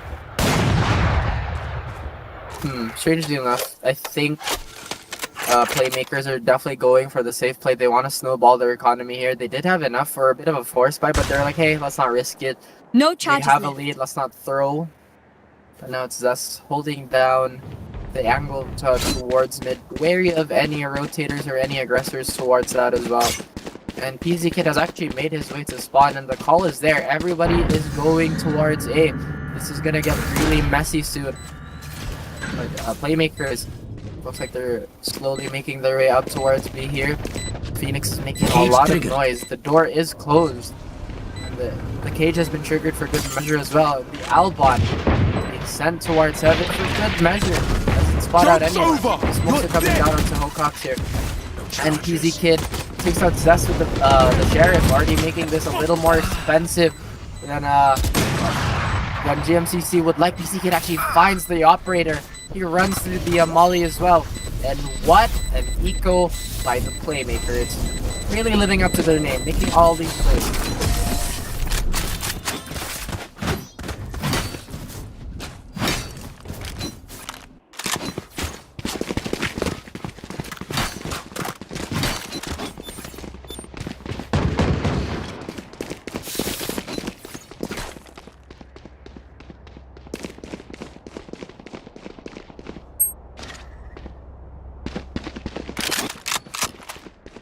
GMCC struggling a little on their attacking side, unfortunately, but hopefully with the side switch comes, they might have an insane defensive side that could sweep this back, but that is yet to be seen.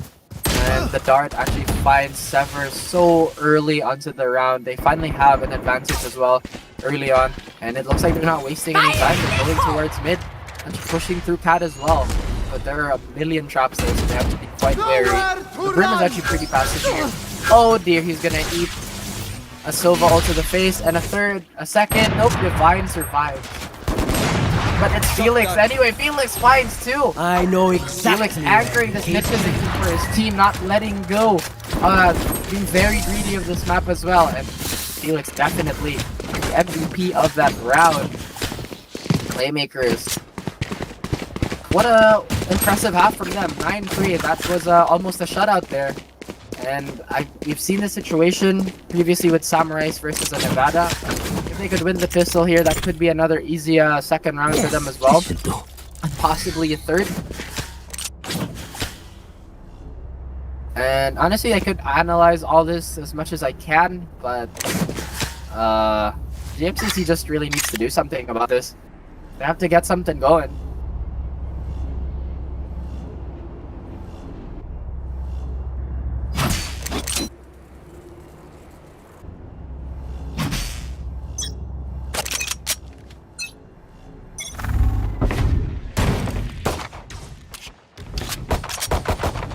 Going for the info peaks here. I think they just want to get this round out of the way. They are forced to use the it's actually a pistol round. My mistake. Getting a little too excited there. Looks like there has been an emphasis on mid control, but oh, actually a pretty crazy angle here by Kama. Finally finds the Cypher there, and PGK does find Divine in return. Sever, what is that? Is that even legal? What a jumping shot, Kali style. And the drones are there for more info. He's still trying to go for it. I don't think there's anything wrong with doing it either. He does have one more clip in his reserves, so he has to be pretty careful unless he picks up this other classic. Oh, and they've been bamboozled. The attacking team, Playmakers, actually making the sneaky play going towards B, but they know foul is close. They might know very soon. The peaks are there, the double peaks, but can foul find the heads for the tap. Kama does find Felix, and MSR finds Kama in return for the trade. But PC Kid falls to foul. And it's down to a 1v2 here. MSR is just holding for that sound spot if they're gonna defuse or not. Oh, foul actually digs MSR, but gets hit by the classic anyway. Severed, healing himself up.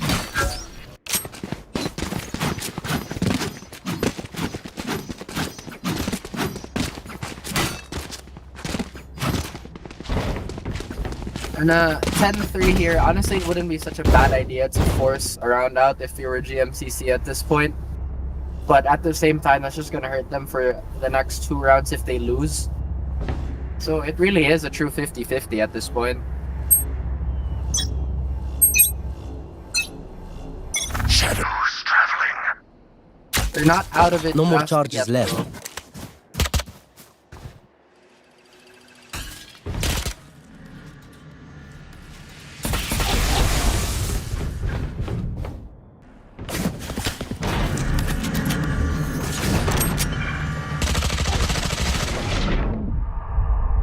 Oh, and Lexi's full blind, but no support from the team. MSR finds Lexi on the entry, trying to open up the site for his team. Sever does help as well. PZ Kid finds Kama, and there is no response by GMCC at this point. Satchel out. Looks like it's going to be another round closed out by Playmakers here in the semis.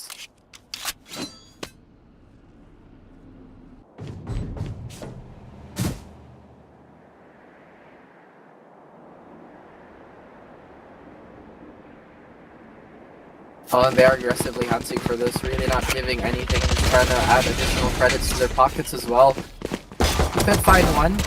Oh, the double dink is there, but the angry armada of Playmakers is there to finish off the job.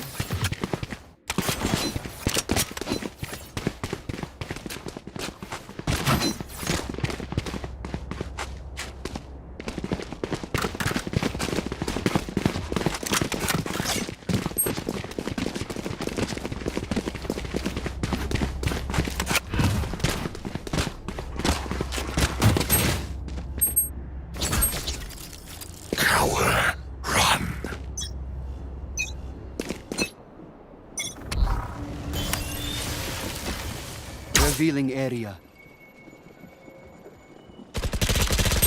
I am the hunter! Just finding an opening entry. PZ Kid immediately burning the ulti here. Looking to find a little info and maybe a frag here and there. But already, Playmakers onto the side. And a minute 20 left in the round too. MSR just trying to pick off anyone with that grenade there. Felix being very aggressive. Will take a little team damage there. And Lexi taking absolute advantage of that confusion there. And the post plan is in. Lexi can throw the molly in, but will it completely land on the Reyna here? We've seen that smoke before, and we've seen what that can actually do for a person on the wrong side. Getting a little confused here, Zocox. But it's going to be MSR finding Lexi down to a 2v1. Going to be Sova alone. He doesn't have the info dart as well. And the double peek, a 4k by MSR. Beautiful, beautiful stuff.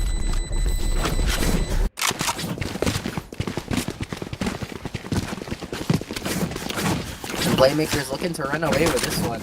It's up to 13 with with a pretty shoddy economy on the side of This is a nice spot. Let me make sure I don't get that wrong. GMCC. This goes here.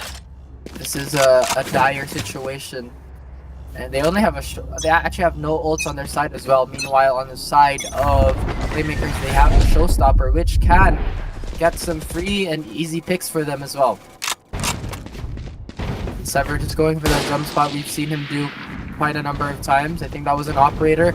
Narrowly missing Sever here, but he will take some damage. The drone is there just to get the info. I think GMCC is going a little aggressive here. Not trying to suffocate their own opponents here. Divine does find one. It's actually foul on the Marshall. PZ Kid does find foul, but not before Divine can trade him out. Lexi finds PZ Kid as well. Down to 2v4. Lexi, what a shot onto the face of Felix, and MSR will be the last man alive for his team. Possibly going for a save here, try to save as many guns. Does have a showstopper and a full kit, a full set of utility, but I don't think he's gonna be choosing to use any of those at the moment.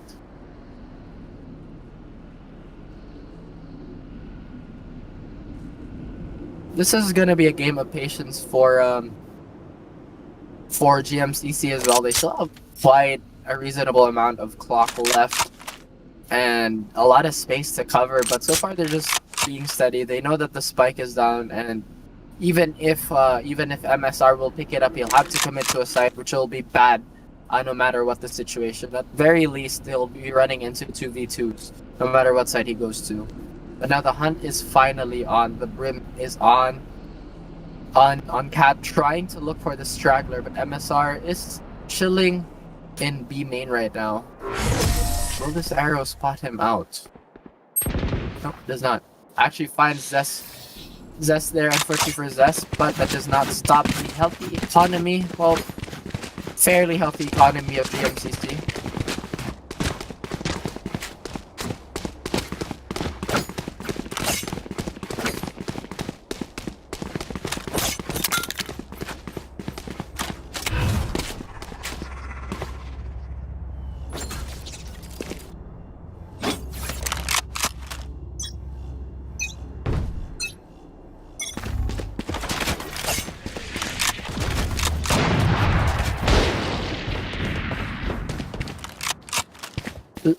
Sever really likes that peek. So far, Foul hasn't lined up a shot there, but even if he did, a body shot would probably do insignificant damage considering he has a heal. But if he does it on PZ Kid, though, then they'll be forced to burn a Sage ult. Rather, a Sage heal. Getting a little confused there. Oh, he does. He's still looking for it. He's still looking for the frag, but he dies. I have the spike. Spike drop. Bomb buddy out.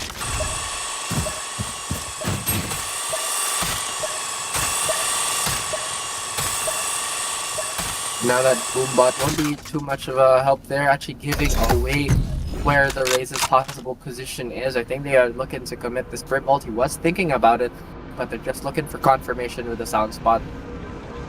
Oh, once they're in this room, oh, yes, he walks into it.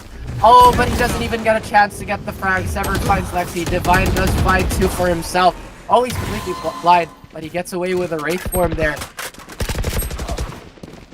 And this is getting a little messy. Slowly climbing back as GMCC, and maybe losing their composure is Playmakers.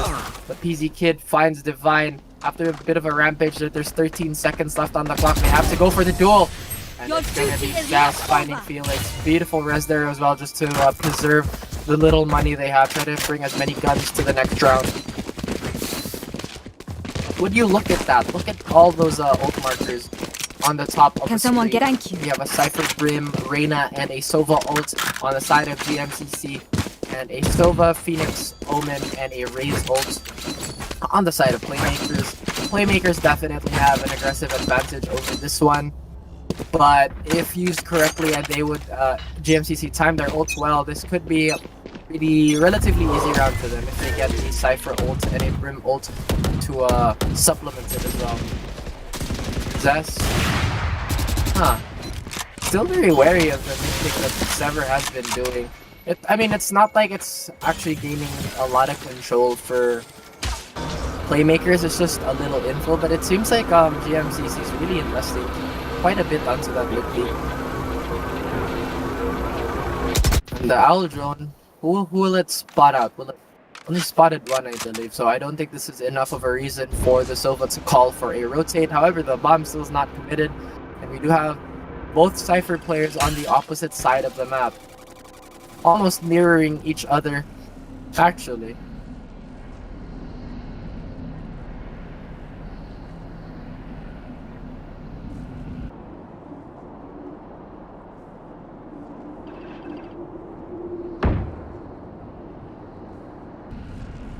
The team's still biding their time.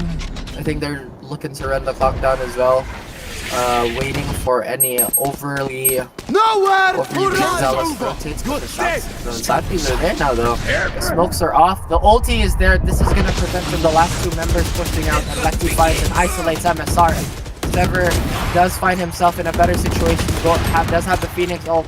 Felix does find combo but does not find the follow-up. Fortunately for him, his teammates are there to back their boy up. Lexi does find Hocox, but Lexi is the last man standing on this A side. Not for long ago, a wall bang by Felix. They have the spike and they have control. Do they have time? No, they don't. Oh, they what? They did? Barely? No? Huh. Game didn't notify who won there, but bit of a heartbreaker. They only had one person to kill, but it was not enough. That goes there. Yes, this should do.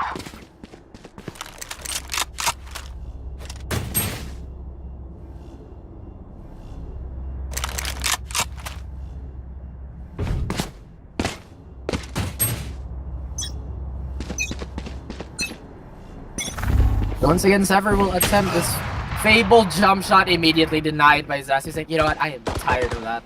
Stop that, you. Don't do that. Finally, an opening pick for Zest team here. Why do we get that Q? It's GMCC. Why is that such a hard sequence for me to remember? But anyway, these frags are coming in, and GMCC finally getting a bit of a break there. But do they know someone is in pizza? This could be disastrous. Divide just does not need to make a sound right now. Oh my god, that was scary. He whips a bit, but can he follow it up? The burst from the classic will finish it off for him. Goes for the Phantom instead of the Operator. And the break from GMCC, unfortunately not long enough. Zest on fire, finds a second with the Operator onto PZ Kid. Hocox is slowly making his way onto B main though, but do they know they're gonna be running into each other, and the defenders win again. GMCC, signs of life, plowing back from a 9-3 half to a 12-7 at the moment. And I don't know what Playmakers are thinking right now. This could possibly be a tilting moment because, as I mentioned before, this is so close yet so far. They really have to keep their mental fortitude and their composure here, because sometimes this is how you lose leads. You tend to be a little more complacent. You tend to be a bit more relaxed, and once it kind of starts falling apart, that's where the frustration sets in. But it does look like they're pretty willing to close this round out. Zest getting a little confident here. Bull actually has a chance to find the Cypher, but nope, does not go for it either. Does not risk it. knows that there is momentum on their side. No need to waste it.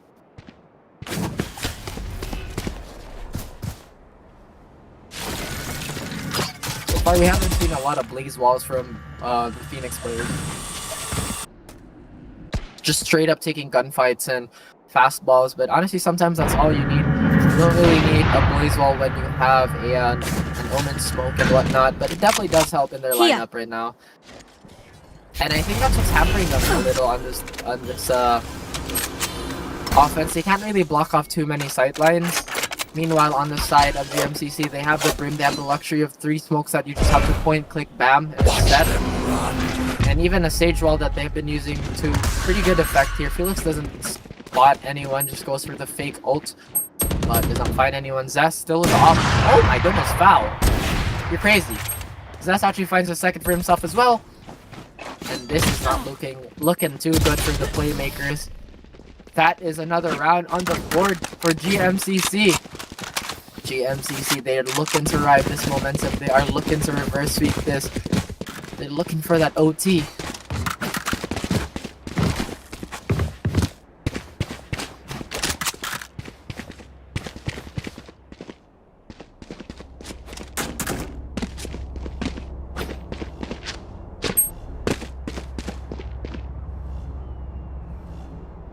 Do you smell their panic?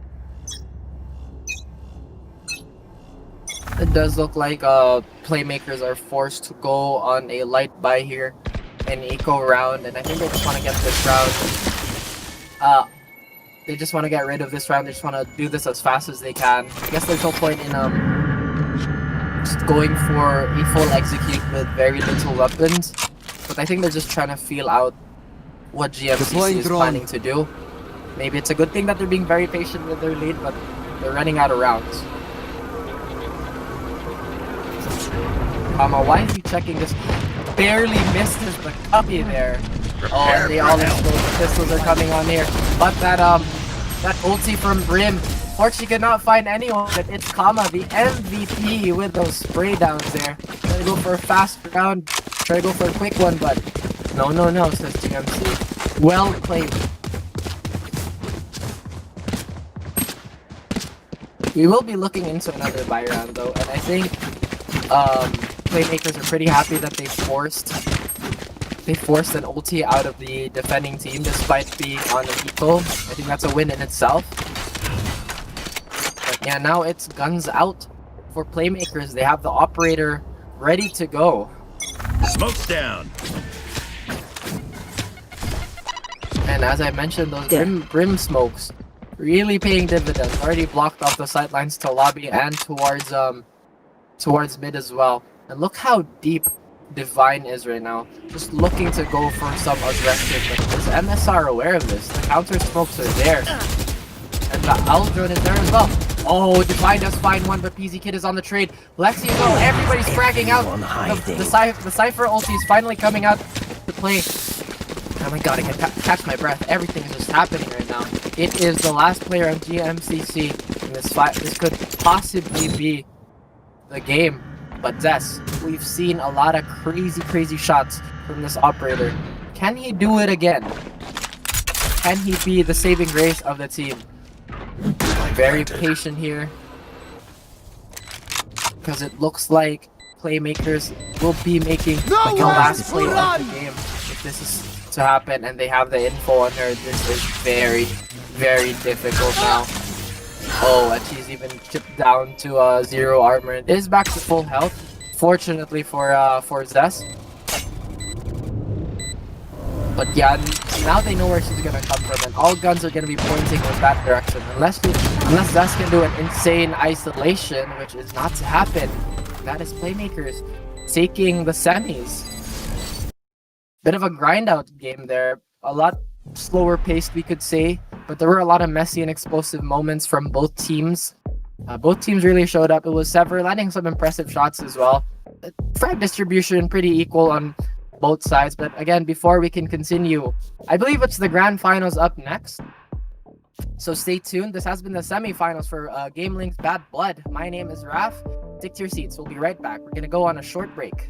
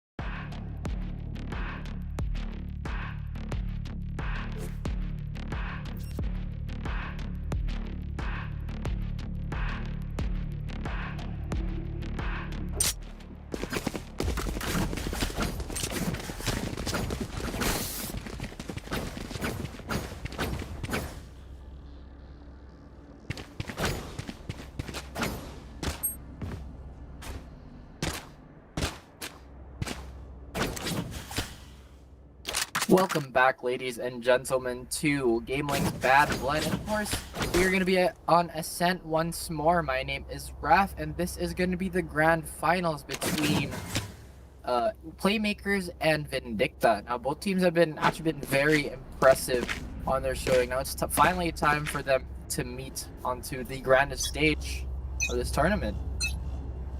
Smoke's down. I think a player to note from Vindicta is Egoist. Egoist has been landing all these crazy shots as a Cypher, and just crazy shots in general. Meanwhile, everyone else on that team is no slouch, and that is true for Playmakers as well. So we Pandemonium here, also very insane started, laying down the counter smokes so they can't funnel into this. Oh, but he runs into Sever, but Sever gets taken out by Pandemonium. The shock dart actually takes down MXR, but Hocox finally finds Pandemonium. And again, Egoist with that beautiful shot onto PZ Kid, but it's going to be Felix on the trade. The flash is there before the double peek. They're going to be barreling onto the site from heaven. And it is going to be Vindicta taking the first round on the board.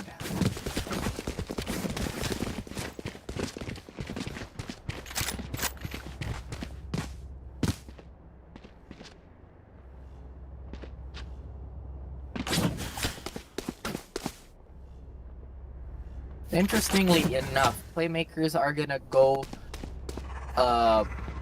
for another full save. After this full save, they are gonna be able to buy a full arsenal of rifles, rivaling even of the winners of this round if that so happens. But it does look like Vindicta has the clear weapon advantage here. Pandemonium being very hesitant to spam into that. Does fire a few shots, but not quite enough to finish off the Cypher on the enemy team here. Now they are going to be rushing through market, but everyone, it's just a shooting gallery. Brandon as well, and CC takes everyone down. My goodness, that Marshall, a Marshall 4K, a sight to behold. A flawless for Vindicta. And as I mentioned, this will allow Vindicta, that full save allowed them to buy up into this round, which is, I would say, pretty common in this game. It's not necessarily like super weird, but because the rounds are a lot shorter and the games are reasonably shorter than, let's say, CSGO, then I guess it's pretty understandable. But now this is 2 rounds up for Vindicta, already making an early lead here. CC again looking for another insane play with the Marshall. This time he has a lot of friends with him supporting through a push through the smoke on mid here. But Playmakers are ready to reaggress. It is JD Faker fighting Sever though.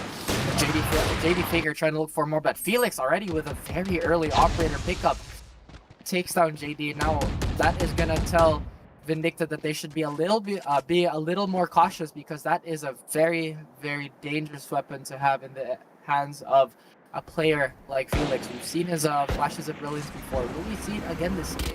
Already making a very good case as well. But now there's going to be quite a bit of a fight here with Pandemonium. Does take down MSR, but the trade by PZ Kid is there. Brandon, though, in the back, taking Felix and Hocox. Revealing area. There they are. Info arrow is out. Does find the stray Phoenix player running back into market, but PZ Kid I have the spike. doesn't look like he can do much, although he does have the Phantom and full armor. He does have an empty utility belt. Meanwhile, on the side of Vindicta here, I think they're a little more wary of this BCC holding a very, very tight angle. Actually lets it go. Ooh, this could be a byproduct of timing, and this is an easy B take for PZ Kid.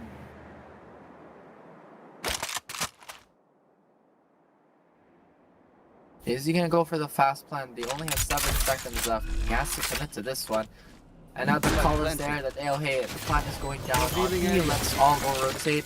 PZ Kid can still win this out if it's gonna be an isolated 1v1 situation. We've seen it happen. Can we see it again? But Brandon, very, very wise to wait for the Cypher, ready to trade. Oh, PZ Kid actually has an angle when they cross. Oh, that is so smart. Shot down. But one is already sticking the bomb. Now all oh, Egoist getting chipped away, but that bomb, oh no. What a heartbreak for PC Kid. Played that to a T. Unfortunately, the wall banks could not connect, and Egos even takes him out of the round. Could not save the Phantom, unfortunately. Yes, this should do. That goes there. This goes here. It does look like this is a nice Playmakers spot. are just Yes, opting this to should go do. for a light by here. Nothing That too goes there. risky. Again, the fear of snowballing is very present, and it is wise to do so as Vindicta, both these teams actually, are in the grand finals for a reason, and Brandon gets the first pick of the round very quickly onto Sever once more. Sever has been a victim of first bloods, unfortunately, for the last 2-3 rounds, I believe. But there is a big stack of Playmaker players towards A main. There is a cam, but is the cam enough to spot them out at the correct time?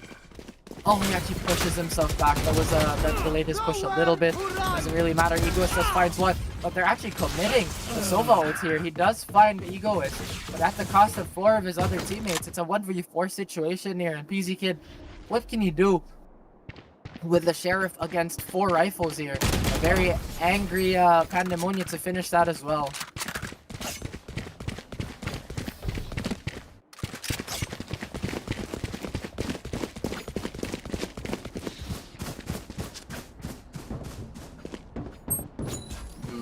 Now, moving forward to this round, now both teams have an operator, of course, going to the hands of Felix and into Brandon. MSR and Sever, unfortunately for them, these first 4 rounds have not been the kindest to them. Cut him down to size. But who knows, they could be the X factor their team needs. Camera taken out. Felix does find Brandon, finally wins an up duel for himself here. And out, unfortunately, it was a Sage with the res as well. That could bite Team Vindicta in the back later, as they would probably need that res. They still have the Cypher ult and the Brim ult as well to open up the skies if needed to, but JD Faker finds PC Kid to trade out. Now the man advantage has been quelled, and it is down to a 4v4. Oh, but Pandemonia actually pushes his own smoke, finds MSR, taking advantage of the verticality. Egoist finds MSR off the trade, and Felix finds Egoist as well. Trades are coming in left and right, and these teams have been very disciplined and very well practiced to do so as well. It's a 2v2 situation. Omen does have an ulti, meanwhile CCB and Hocox do not have access to this. Unfortunately, Hocox gets both kills for his ult, but that is not to be so. CC only needs 1 more for him to proceed to the next round with an ulti, but I think Felix just heard the sound spot here. Getting a little antsy, just running towards site. The operator is there though, and if the timing is correct... Oh, CC being very patient with this as well. Just holding out the fastball. Does he see the edge of the gun? The operator is a fairly long weapon. Oh, he whips the first shot, and he gets confused. He gets sandwiched by CC. And of course, PZ Kid as well. Or rather, JD Faker. Oops, getting mixed up there. I love how consistent the teams are with their with their lineups. They haven't really changed their hero composition. Unfortunately, we didn't see a Viper play, but it is what it is. And of course, for those who are just tuning in, this is Bad Blood Grand Finals between Team Vindicta and Team Playmakers. So you're in for an exciting one. If you missed out on most of the action that happened, Brandon looks like he's looking for an aggressive play here, maybe baiting out CC. Egoist does find MSR. The lobby is in control of CC. He does have the info that nobody is there, so this could be the cue for a mid or an A take. And Felix does finally take out the aggressing Sova though. Pandemonia left alone to hold this connector. Ooh, and the timing of that. Of course, the smoke can't really double peek this. He's very wary of that shock dart and the repeak as well. But Vindicta is a little scattered on the map right now. They only really have 1 player on B for the resistance and 1 in market. The rotates are going to be fairly quick, and they can honestly just leave the Cypher player to be left alone to his devices. But Hocox is now trying to push on towards the mid control. Oh, but this is gonna deny them. But he does break the door. Cage triggered. just to try to get as much speed out of that push, but Felix says no, denying both players pushing that. Pandemonia does finally find Phoenix. It's a 2v3 situation here. They do have a Cypher ult as well, so this could level the playing field if he can find a loose body. Doesn't even matter. Pocox finds Pandemonia to just press on the advantage. The spike is deep onto site, and there's very little that Egoist can do here, unless Egoist is gonna land some nutty shot. Oh, that's not a camera. That's a prop cam.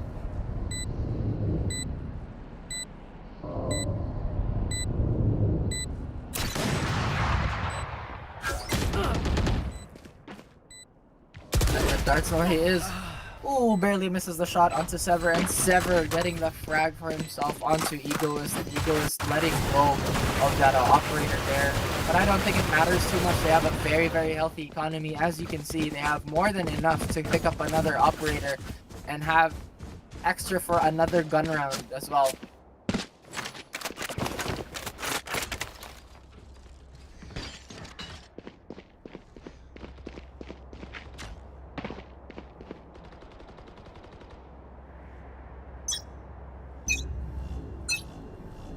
Shadows traveling.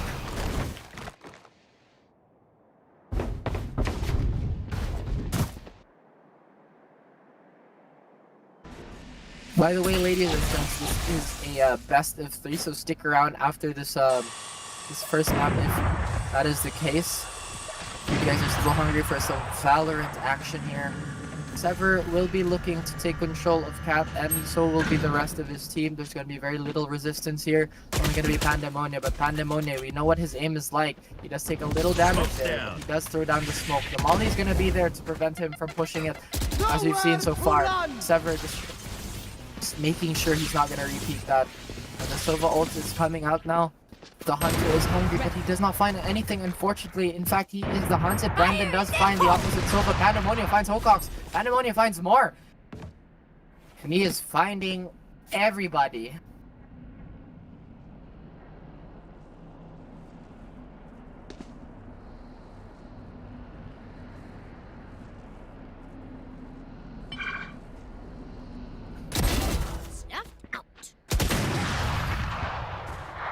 And Pandemonia closing it out as well. He did, the opponent did find the frag there, but Pandemonia again showing his chops.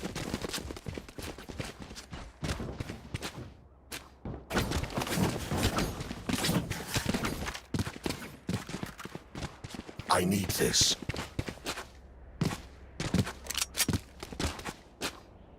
Thank you.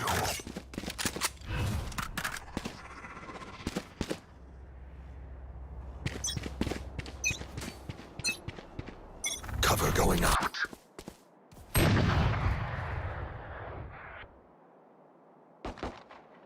CC finds an opening pick on MSR here. That's gonna be a raise very early out of the round.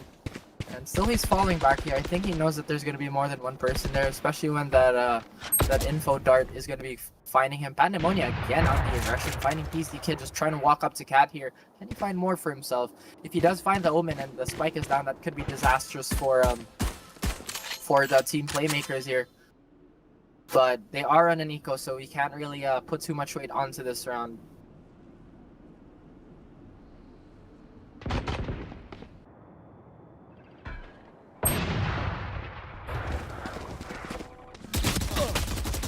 Oh, and the aggression is here. Unfortunately for JD, he whiffs most of his shots. Brandon does have a follow-up towards Felix, but it's already a little expensive on the side of Team Vindicta here getting...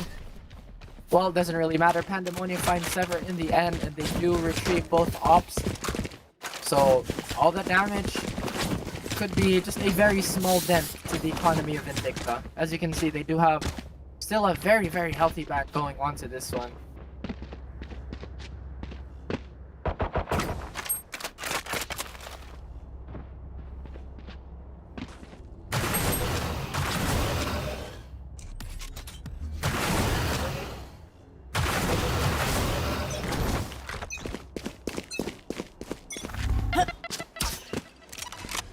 Another early nade just to deny off any potential aggressors from defending side of Catlock. Brandon just immediately relinquishes that and goes immediately to defend mid here, trying to stop anyone from leaking into market. However, the smoke is going to delay Playmakers here. MSR not having the best of games yet, maybe off to a slow start, but Brandon is off to a fast one, finding another early pick on PZ Kid, and Pandemonia's aggression has not been answered as well. Felix thinking about getting this ult orb, but pretty hesitant towards doing that. Not really a high priority ult, but we do have a lot of ults on the side of Vindicta.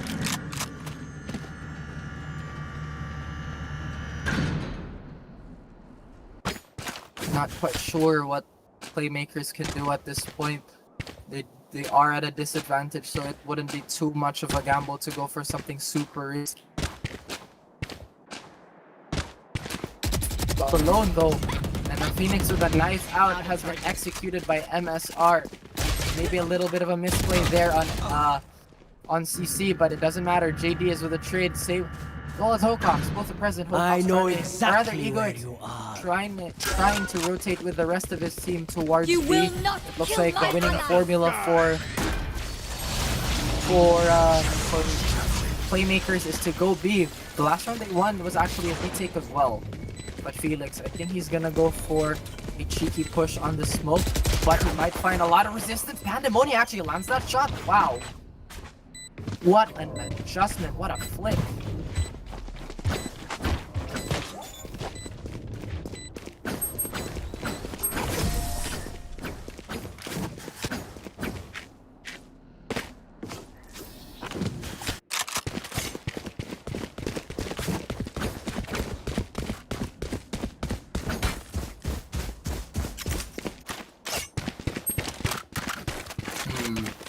If somehow they could maximize the Omen ulti, they could probably go for maybe like a long flank play.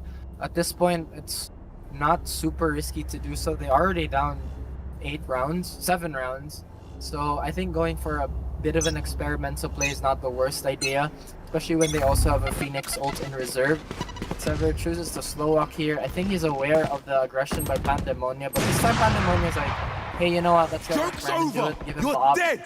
Get the pick off MSR, sure, why not? Oh, and he finds Sever as well, but he's too close for comfort. He actually lands it. Oh wait, no, it's his Pandemonia landing that shot onto PZ Kid. And another quick round on the board for Vindicta.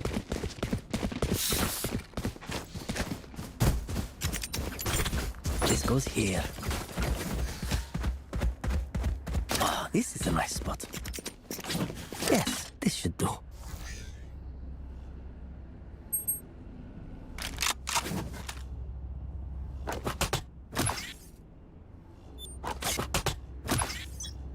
I'm curious to know why, like, why they haven't utilized the Omen ult yet. They do have 4 ults in the bank now. They definitely have an ult advantage. But they only have pistols. It's gonna be CC finding Sever as well. He's gonna be stuck between a rock and a hard place if he can't land the shots. Fortunately for him, the teammates are there to support the boys. What a beautiful run by JD Faker, getting all those eco frags for making that bank.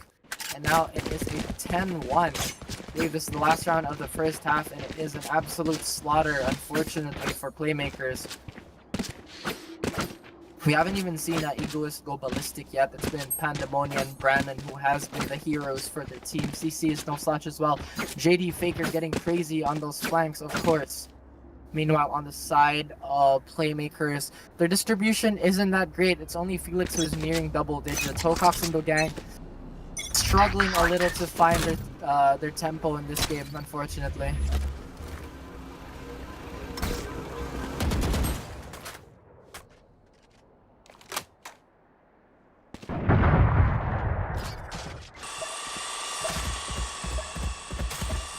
Oh, Pandemonia again, once again in his catwalk position, holding the line for his teammates. Brandon does find PZ Kid and Hocox is left to support his team, but he is spotted by an arrow. Now Pandemonia spamming through the smoke here, seeing if he can find more. Egoist also finds a frag of his own on Felix, and Felix was, I believe, trying to secure that ult orb there, but it was not to be. And 11-1, a bit of a stomp of a first half there.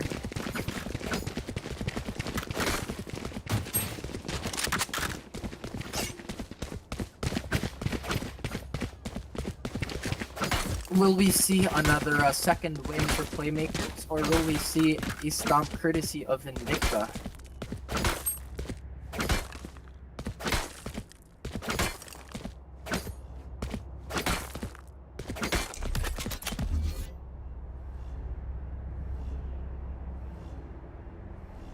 Looks like Pandemonia is lining up for a mid and a cat smoke. Just trying to deny any information they can get if they peeked into lobby here. But it does look like they're gonna go for a fast take on A. The Sage is already lining up the slow orb. Revealing And area. PZ Kid could find There a they million are. people with this sonic, sonar arrow. He does find some. But is that Shock Guard gonna go find more? No. Oh, actually it does. PZ Kid does find CC. And it's gonna be Hocox left alone on the side, relying on the backbone of this one-way smoke. Unfortunately for his teammate, cannot be avenged here. Okay, Egoist does find Sever here. And the boys are rolling into A. It does look like Vindicta has changed their minds. They're like, you know what, maybe B is a bad idea. Let's all go barrel onto A. JD Faker finds Hocox. It's gonna be Egoist trying to duel out MSR. MSR was stuck in a hard position though, as Egoist was trying to flush him out while the rest of his team was already wrapping around. This is a tall order for Felix, but if he can land those crispy 2 taps, it could be doable.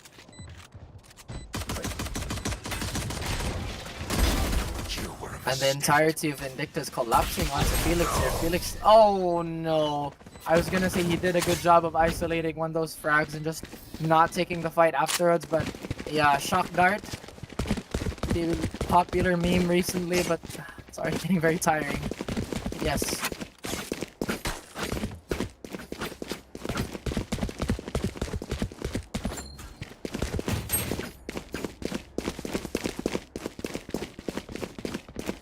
This possibly could be the map for Vindicta. Pick them off. Relatively fast map here for Vindicta. Playmakers, I think they'll be reeling on this one. This could be the Revealing area. map pick for Found them. Vindicta as well, so there's that. But I think the morale of Playmakers is gonna take a heavy blow. 12-1. Even if they win this round, it will always be an uphill climb, and they have to reverse sweep this in order to stay in contention. But again, not to worry, folks. GamelinG's badblood grand finals is a best of 3, so there's a lot more Valorant. So stay tuned. Don't worry. PZ Kid does find Brandon with a Marshall, but JD Faker finds his other counterpart, this time with the Ghost, and now Felix is left alone with the Judge.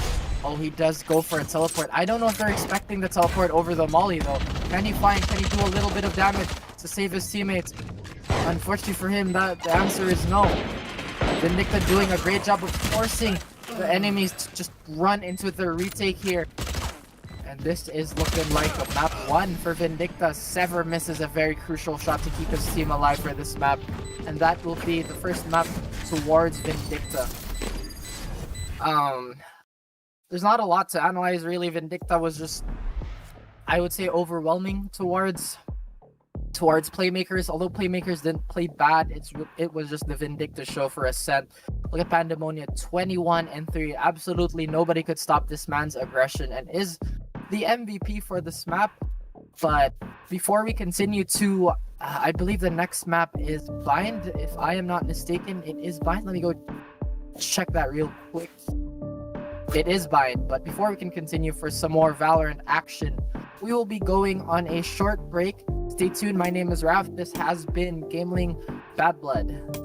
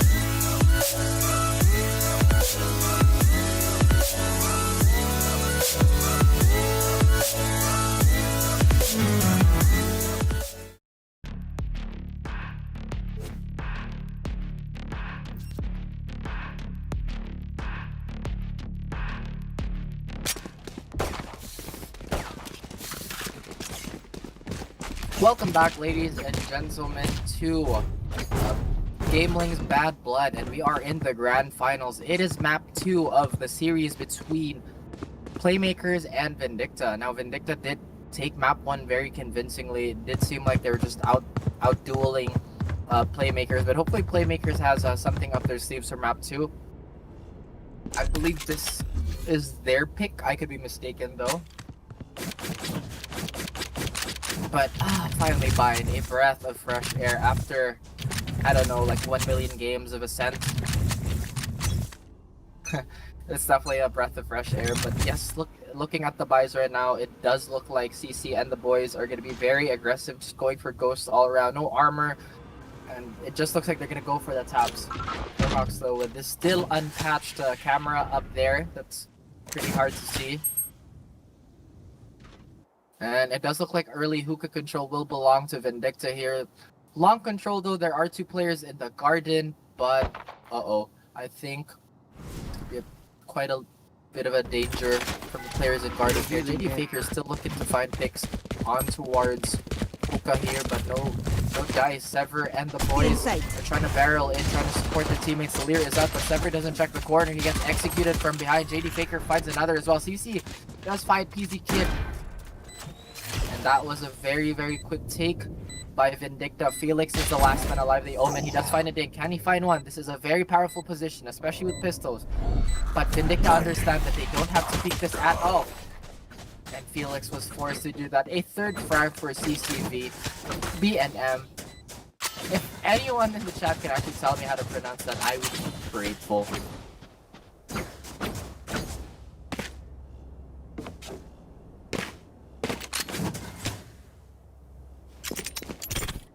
Moving forward, that was This is a nice pretty much a very textbook round by very textbook control there by Vindicta, as I would say. Now JD Faker again. Goes here. I think they're just counting on the fact that, hey, they might go aggress. Let's just chill out. Let's hold these angles, and again, this is deja vu. It's finally Hokok falling to CCV, and the exact same retake on the exact same situation. Will they this is getting a little messy here. CCV does find Felix, and CC finds another. Sever will be the second to fall with a crisp headshot. Hokok's trying to make his way through market here, but so far there is another flank guard there, and it is going to be a Cypher. Meanwhile, there is absolute chaos onto the A side here. Vindicta have slain all the defenders on A, and now it's up to the Cypher and the Raze to retake from this. Brandon probably interested to go to showers, but I think the call is made that, hey, they might not be going from there, and they're just posturing up. Meanwhile, Ego is still very aggressive on this third. Can he find the shot? He finds one. Can he find the second? No, it's CC to bail him out of that one.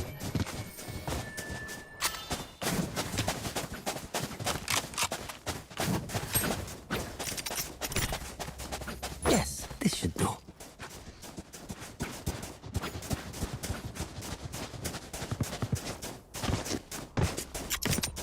CC still has not been fragged. 6-0 right now on fire. Brandon, meanwhile, has been pretty quiet these first 2 rounds, but has another very early op. I love the confidence from these teams. They're just straight away going to the operate. They're like, you know what? Let's not wait around. As soon as I get it, I'm gonna get it. Felix has one on his own as well. It's gonna be a bit of an up duel between him and Brandon, but Brandon will come out on top and will get an orb for himself after he clears this angle. Make sure that nobody's there gets there, otherwise you'll be... Oh my goodness, what a shot onto PZ Kid as well. But now it's going to be Sever on top in this box, all alone on the side. My mistake, there is actually a Cypher close, but that Lear will force him to go down. He does spot out the opposite right now. Will he burn his Lear as well? No, the second Lear is out, but Sever doesn't care. He finds CC. Sever still kind of holding the fort down for his teammates, but the spike has already been planted. Again, Vindicta making this incredibly difficult for Playmakers to get anything out of this round. I'm not even sure if they're gonna go for the retake here. I think they might just well save the guns. They're like, hey, we don't want to have a subpar economic situation moving forward, so let's just chill. MSR making sure he doesn't fall into that.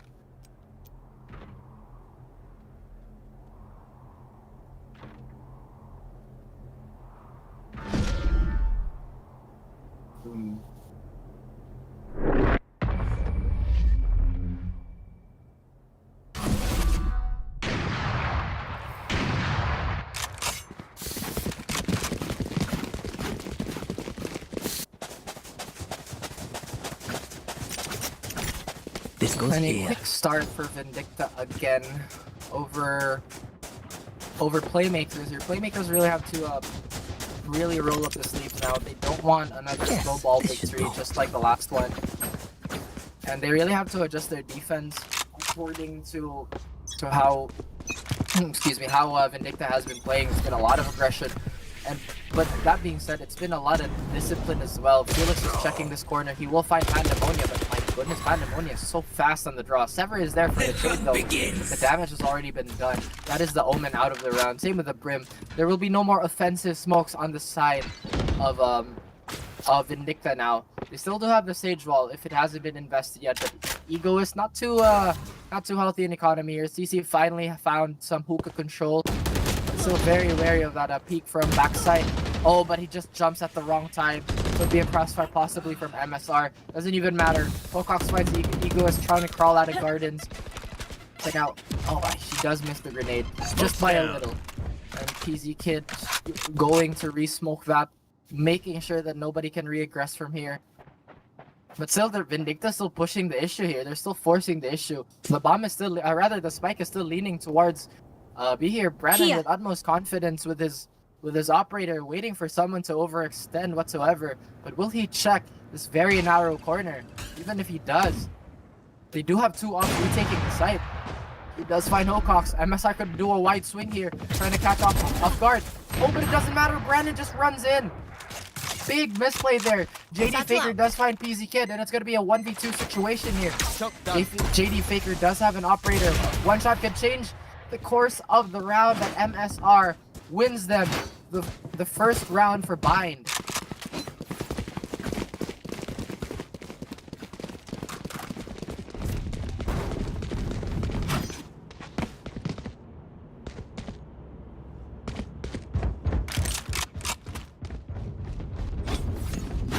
No, a bit of a breath of a sigh of relief there for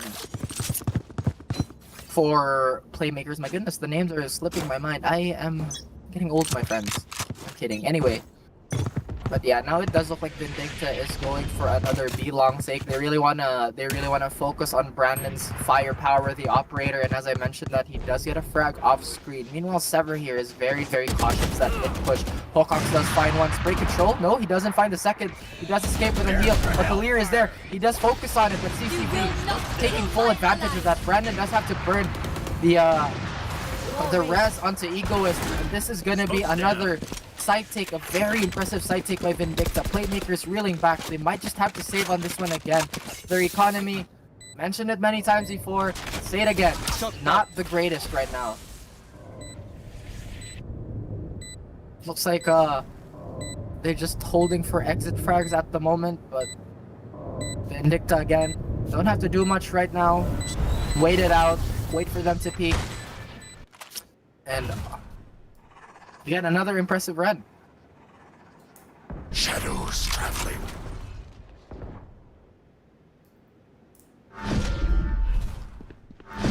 Cover going out.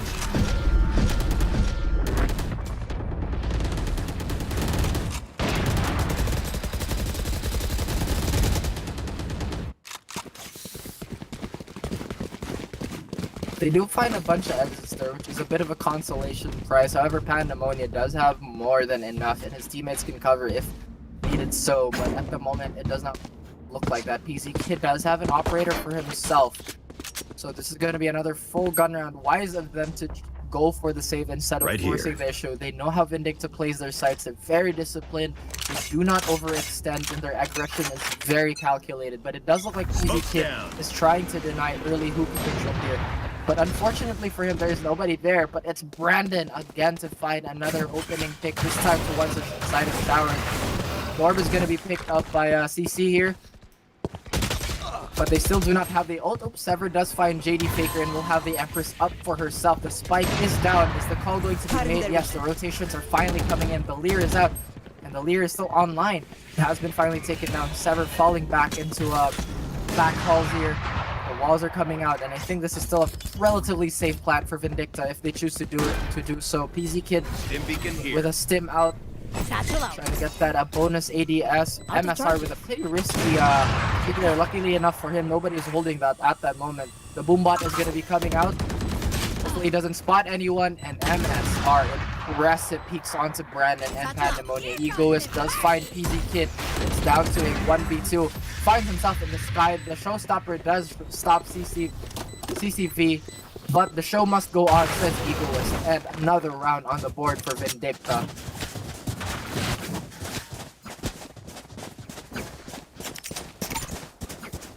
Oh, this is a nice spot.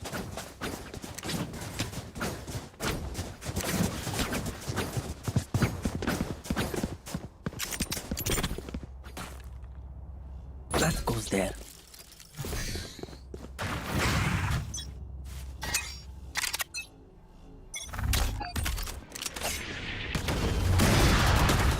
Oh, Sever actually does get away with murder on Brandon there for the first time in quite a while. Brandon is not the first to take one out, but is actually the first to fall. Sever the beautiful Wraith out as well to avoid any incoming damage. And now Egoist still very curious towards this belong here. It's real. I find it really interesting that Playmakers go for the double garden hold, which is pretty susceptible to getting pincered. But if Hocox can hold this successfully, they might not check for MSR. He does find one. The shot guard is there, but it is actually MSR's first to fall. Hocox tried to go for the Cypher ult, that was denied of anything at that point. Sever going for the Leer play here. Felix finds Pandemonia. Felix frantically searching for his target here. So far, nobody's peeking their head. Sever does find JD Faker, and the spike has been denied. CC with a beautiful flick onto Sever there. Oh, he does spot the shoulder, and he gives the call, but PZ Kid is there on a crossfire, but it doesn't matter. Felix lands a shot, and another round on the board. Final for Playmakers.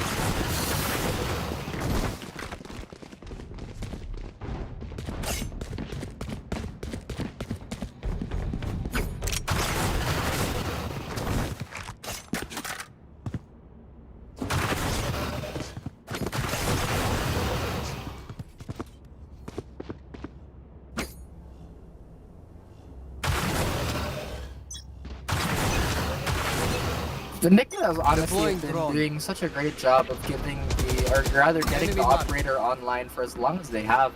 Like, the moment they got it, they just have not had a round where they had to really push the operator and had to stop buying it. Even now that they lost the previous round, they still have enough bank for an op on Brandon. But it does look like they're gonna be chilling for a while here in mid.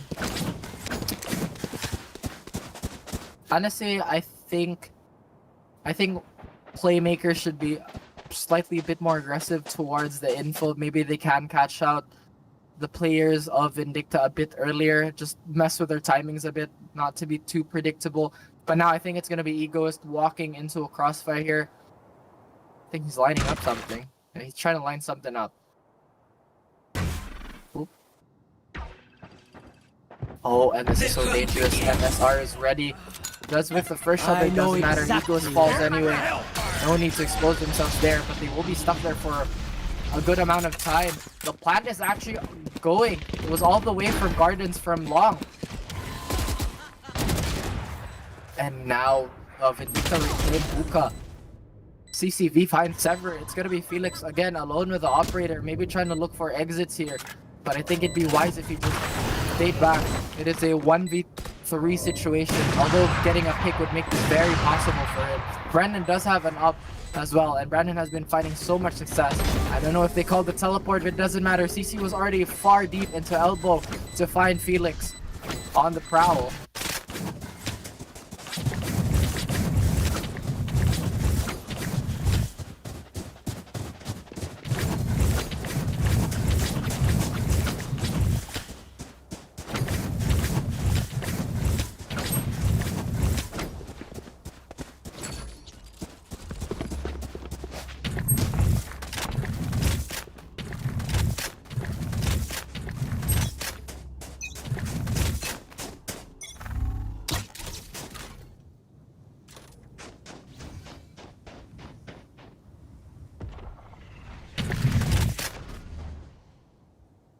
Still, they're going for the same default, just chilling around mid, maybe trying to get a little more hookah control. This time, though, Egoist isn't leaning towards the long control. It looks like they are stacking up Revealing area. towards A. Very interested in taking this. The arrows out, the smokes are out, and of course, the boys from Vindicta are locked and loaded, ready to go. And they quickly take U-Haul control. They actually just barrel onto U-Haul, but Sever, if he can find a body close enough, that's going to be quick 2 12-gauge shots there. Yeah, low on ammo, rather low on economy and low on guns. This could be another round for Vindicta. And Playmakers just might want to scavenge for guns as much as they can.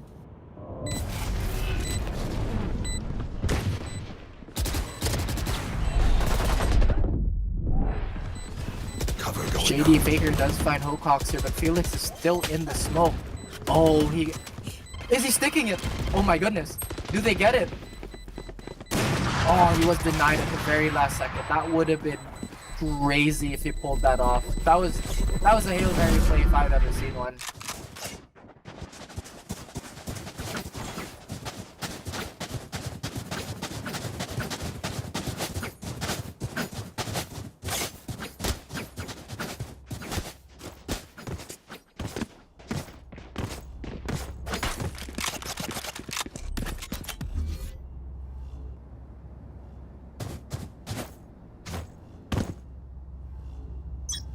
Right here. Stim beacon down. And again, quite a lot of aggression towards Hookah here. PC Kid will be a little late on the peak here. If Brandon was here, that could have been disastrous, but this time it's going to be Egoist again as the lurking Cypher. MSR is actually very wary of this as well. I don't know if Egoist is aware, but he is, but it's too late. MSR was already holding the angle there. It's going to be down to 4v4. The spike is down and they have all the info in the world to signal for a rotate. And they actually just run to the site. There was nothing Playmakers could do to stop that. CCB does find Sever here. PZ Kid trying to hold down the line with the op. Narrowly sees the head of Brandon and it breaks the eye, shoots him in the head. Oh my goodness, PZ Kid! Right here. Absolutely insane with the operator. Finding 2 wallbangs and on the heads nonetheless. And the showstopper as well. That was scary. That even got me scared peeking for Pandemonia. And that was a firecracker of a round. Hella explosive from Playmakers. That could be the round to get their morale back up and to beat the fire starter.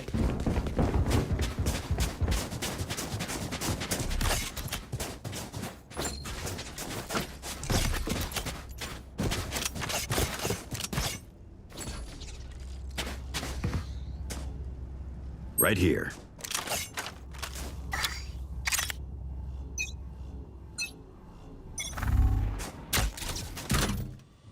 No more charges left. The cam is immediately destroyed. Egoist is a bit more forward going into Hookah this time. The call was there from Sova, I believe. And CCD does find Sever through the smoke. I think that was a one-way, but he does goes in just to avoid some premature damage there. And Felix did not have the timing to get that pick off anyway. PC Kid does find JD Faker, continuing the momentum from last round, and the spike is actually stuck here in the by Hookah near market as well. PC Kid knows that he got a pick, doesn't really need to overextend nor to push, doing a very textbook play. And they actually still have a Sage ult if they choose to res the Sova. And of course a Cypher ult if they can find a stray body of an enemy. Smoke's down. Your duty is not over.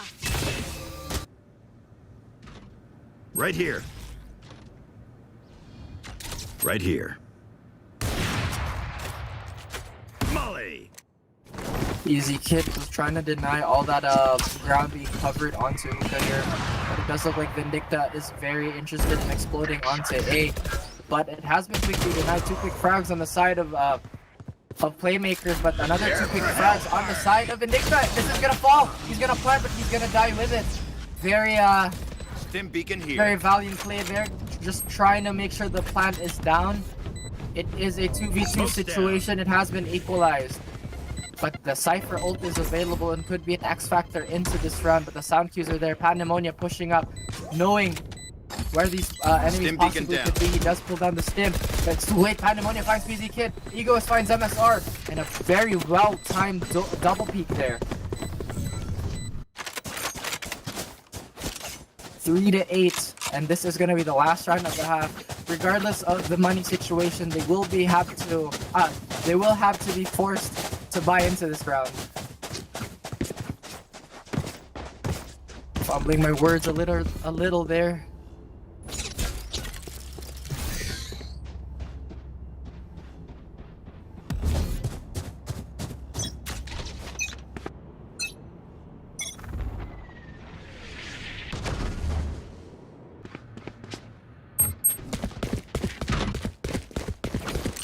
Wow, my eyes are down.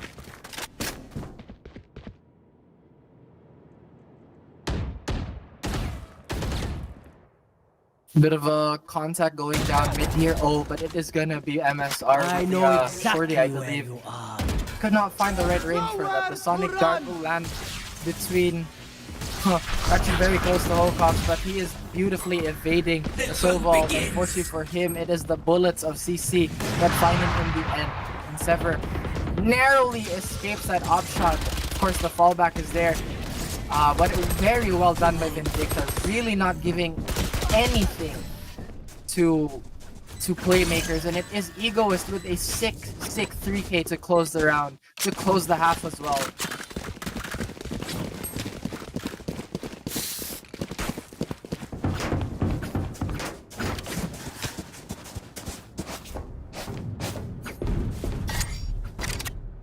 Yes, this should do.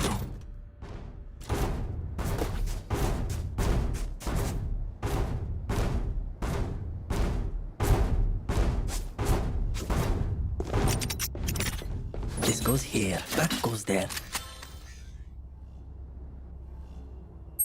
Right here. Right here. Right here. Once again, it is gonna be actually Playmakers on the attacking side now, and Stim Vindicta beacon here. trying to show off their defensive skills as well. It is going to be a stack lean towards the 3 players here. The Sage Wall and the Cypher Cages are definitely going to be a hindrance, especially with the tripwires as well. Doesn't matter, Brandon finds 2 quick kills. CC also. Oh my goodness, it is an execution. Brandon finds Sever, and that was the pistol of the second half. Vindicta just absolutely tearing through that round.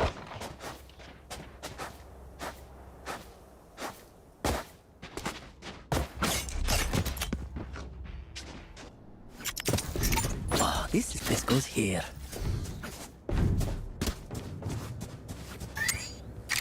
That goes there.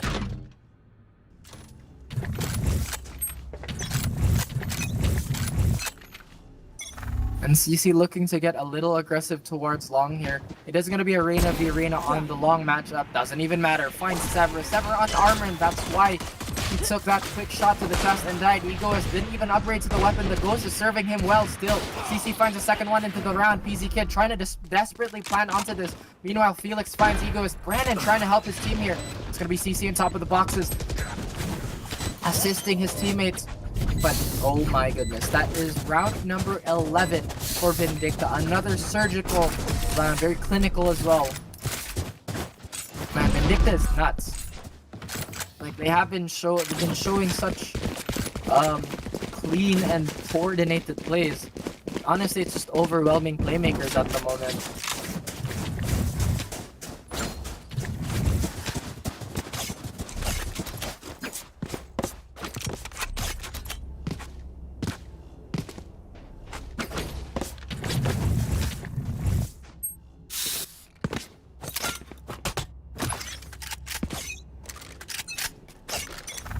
Stealing sight. Oh, Felix does find the opening pick onto Brandon, but the quick trades are there, and the members of Vindicta will fall like flies here. It is a 3v2 situation. Hokops does still have a tripwire here, just trying to stop the push. Meanwhile, Spike MSR carrier's has down. found himself to the back of A. CCV does find Felix down to a 2v2, easily equalized. Egoist is on the heaven flank here. Maybe he can find valuable information. Oh, he can't find the frag, but it's gonna be MSR lining up the shot. No, it's actually Egoist finishing it off. Wow. Absolutely on fire. They're very hungry. And for those who are just tuning in, this is GamelinG's Bad Blood.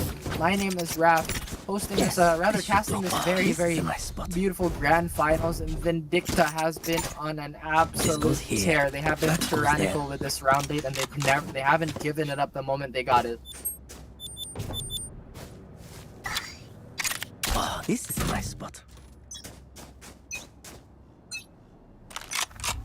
This is a do or die situation for Playmakers.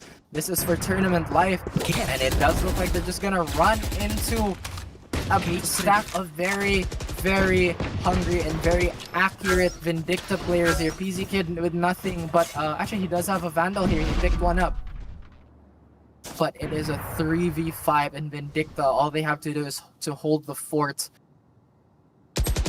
Meanwhile, Egoist does find another Sever. CC just still very wary of the hookah push here. It's gonna be PZ Kid actually running into it with a knife. I know exactly where. Unfortunate, but now the Cypher ult has been burned just to find the last standing member of Playmakers. And they want this championship, they want this chip, they want to win it all. Unless he wins, a crazy spray down MSR was executed by CCV. And that is a quick 2-0 by Vindicta. Ladies and gentlemen, I believe that's the champions for Bad Blood, if I'm not mistaken, at least for today. I think Vindicta really just did not pull any punches in that one. They really pulled all the strats, everything from their playbook. And of course, we have to give credit to Playmakers for making it this far. They have trampled some very, very strong teams to get here. Again, this has been the GamelinG Bad Blood. Congratulations to Team Vindicta for winning it all. My name is Raph, and I believe we will be signing out. Hope you guys enjoyed the cast and hope you guys enjoyed the games. Peace.